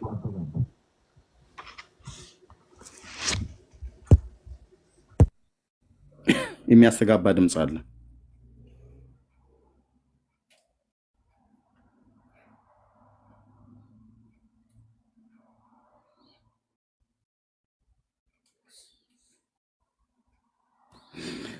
እሺ ይሰማሃል? አሁን እስኪ ክፈተው። ይሰማኛል። አሁን ይሰማል። ይህን የነገስትን መጽሐፍና የዜናም መጽሐፍት አንብበዋል? ከመጽሐፍ ቅዱስ። ኦኬ። በዛ ውስጥ የይሁዳ ነገስታትና የእስራኤል ነገስታት እንዳሉ ታውቃለህ አይደል? እውነት ነው። ኦኬ። እሱኛውን ታሪክ በደንብ ካነበብከው ኦኬ፣ እና ደግሞ የእስራኤል ነገስታትን ታሪክ በደንብ ካጠናህና መጽሐፍ ቅዱስን በደንብ ካነበብክ፣ አሁን ነገስትን መጽሐፍት በደንብ ካነበብክ ወይ የዜና መጽሐፍትን በደንብ ካነበብክ ታሪኩን የይሁዳ ነገስታትን ታሪክና የእስራኤል ነገስታትን ታሪክ ታውቃለህ ማለት ነው። የእስራኤልና የይሁዳን ማለት ነው። አሁን ለምሳሌ ካነበብክ ሮብዓም የየትኛው ንጉስ ነው? የእስራኤል የሚባለው የሰሜኑ ነው ወይስ የደቡቡ ክፍል ነው?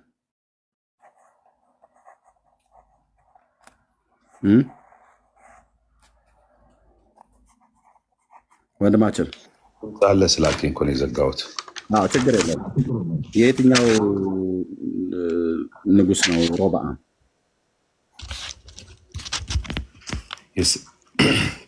የሰሜኑን የሰሜኑ አይደል? ሮብዓም የሰሜኑ ኢዮርብዓምስ የሚባለው ኢዮርብዓም ደግሞ እሱም የይሁዳው ነው ወይስ የሰሜኑ ነው? እሱ የይሁዳ ነው። የይሁዳ። እሺ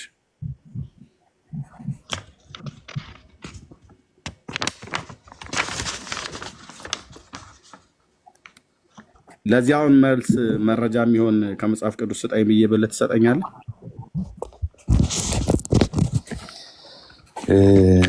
ኦኬ።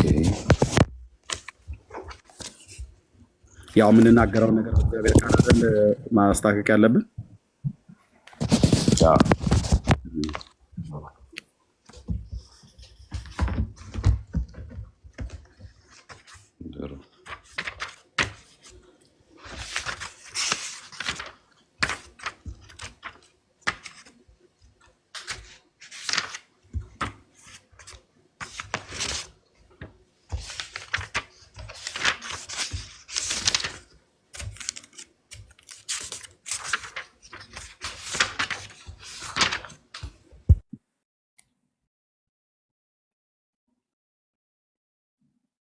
አለ መረጃ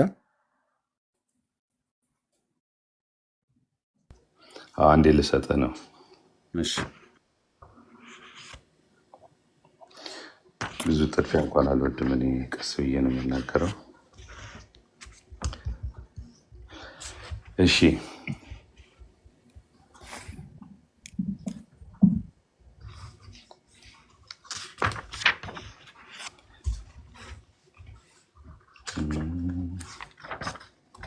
ሮብዓም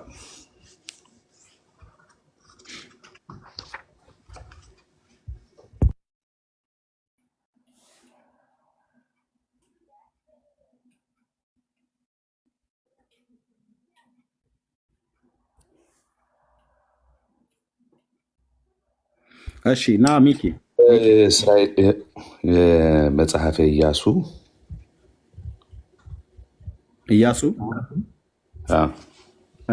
ምዕራፍ ስንት?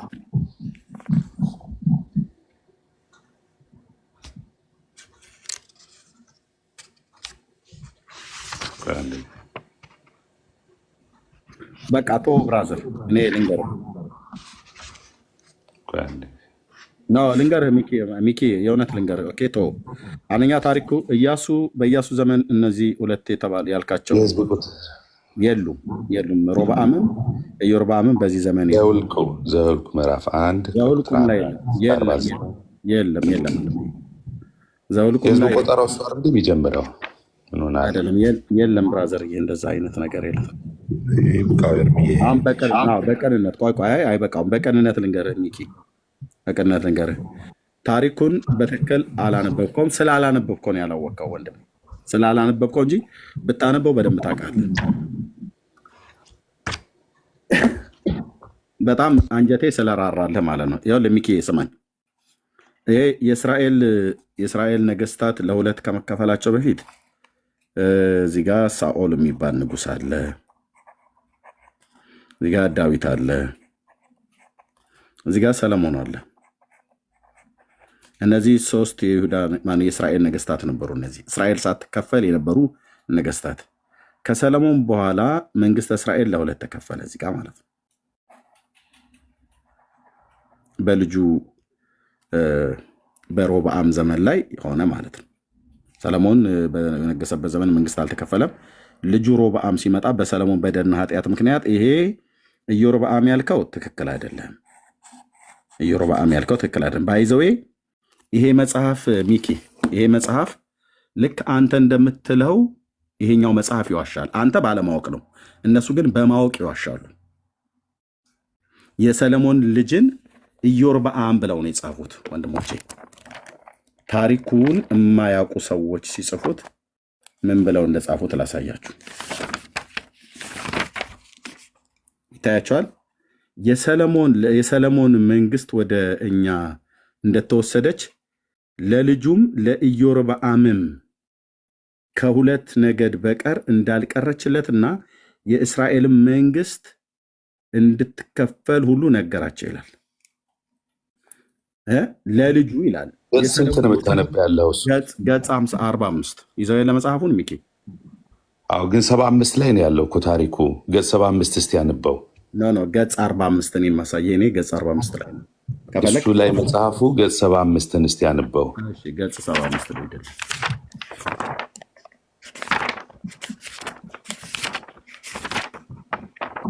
የስንት ዓመተ ምህረት እትም ነው ያንተ ያስለው?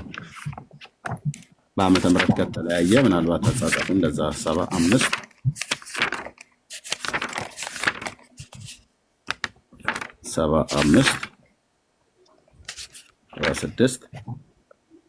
75 ልጁ ሮብዓም እንደነገሰ ልክ ነው። ይሄኛው ነው የሰለሞን ልጅ ሮብዓም ነው ስሙ። አየው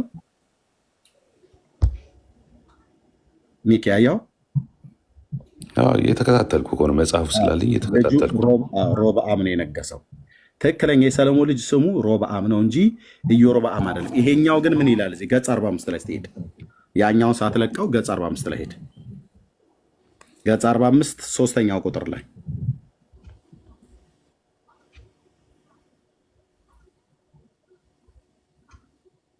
እንደዛ የሚል የለውም እዚህ።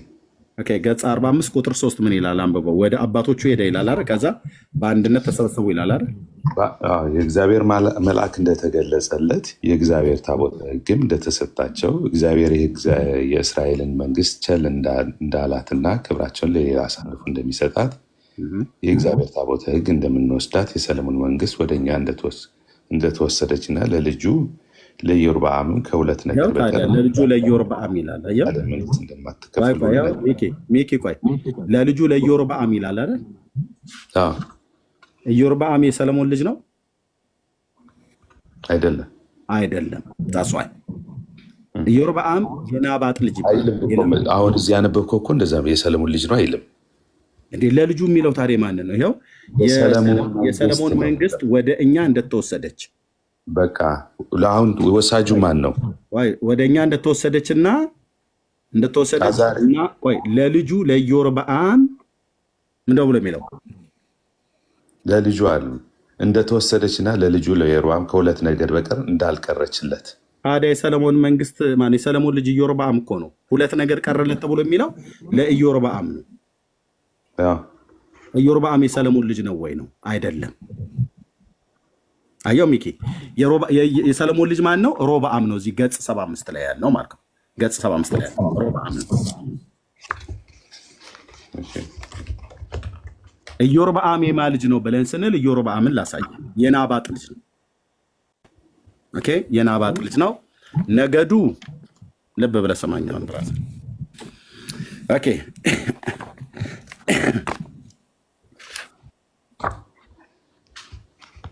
ሮብዓም የሰለሞን ልጅ ነው።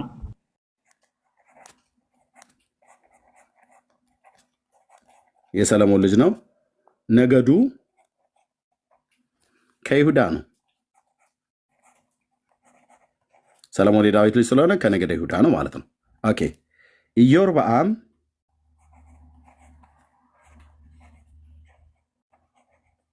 ኦኬ ኢዮርብዓም አስወርዱት። ይህን ሰውዬ አስወርዱት። ማን ነው? ዛብሎን ታች ወረደ። አንተ አስወርጅ እህትዬው። እንደነኛ ሰዎች እዚህ ቤት እንዳይገቡ ዝም ብላችሁ ያገኛችሁትን ሰው አታስገቡ። ኢዮርብዓም ይሄ ተሳዳቢ ነው። ዝም ብሎ እንደ ባልቴት ሲሳደብ የሚውል ሰው ነው። እኔ በስርዓት የሚያወሩ ሰዎችን ነው የምፈልገው። ኢዮርብዓም የናባጥ ልጅ ነው። ሚኪዬ የናባጥ አሳያለሁ ከመጽሐፍ ቅዱስ። ናባጥ ኦኬ፣ አባቱ ነው ናባጥ፣ የናባጥ ልጅ ኦኬ። ነገዱ ከኤፍራይም ነው። ኤፍራይም ኦኬ። ስለዚህ የሰለሞን ልጅ ሮብዓም እንድከታተልህ ከየት ነው ያገኘው? ይሄንን ይሄ ላሳየህ ነው ብራዘር፣ ከመጽሐፍ ቅዱስ ነው። ከመጽሐፍ ቅዱስ ላሳየህ ነው። ከመጽሐፍ ቅዱስ ወንድሜ።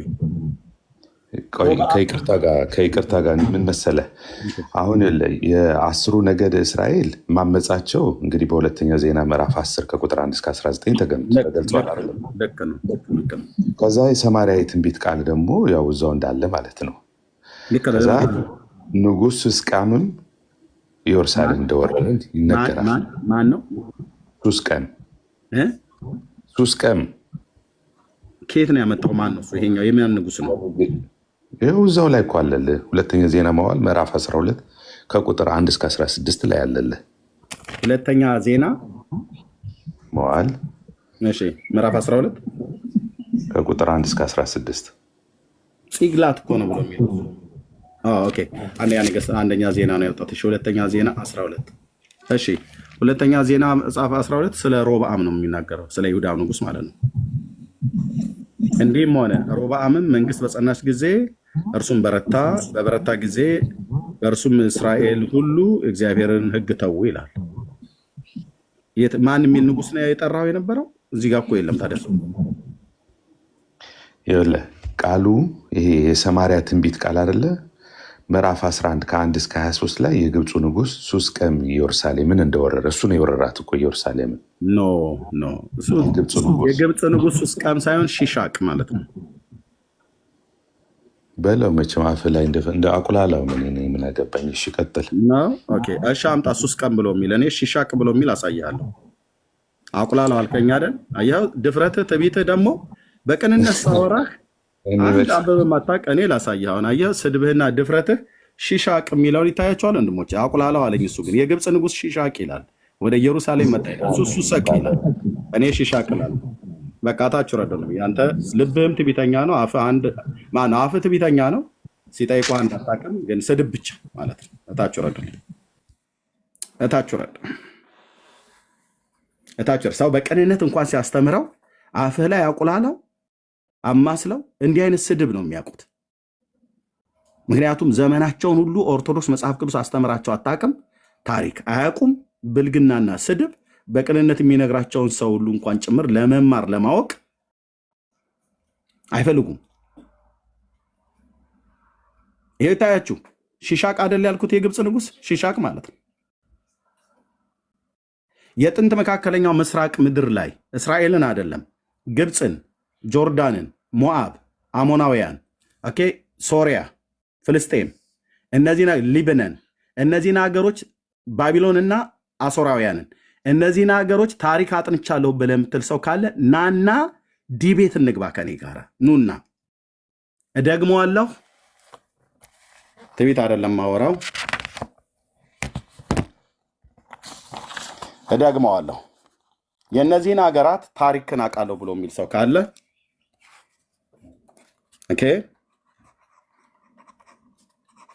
እስራኤል፣ ባቢሎን፣ አሶር፣ ሶሪያ፣ ሊባኖስ፣ ሞዓብ፣ አሞናውያን ናግባ፣ አሞናውያን፣ ፍልስጤማውያን፣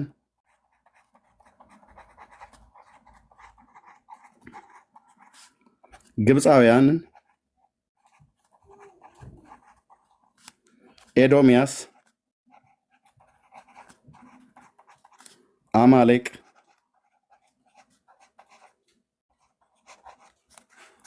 የከነአን ነገስታትን፣ የከነአን ዘሮችን አጥንቻለሁ። ኤርሚያስ ሞግታለሁ ብለህ ካልከኝና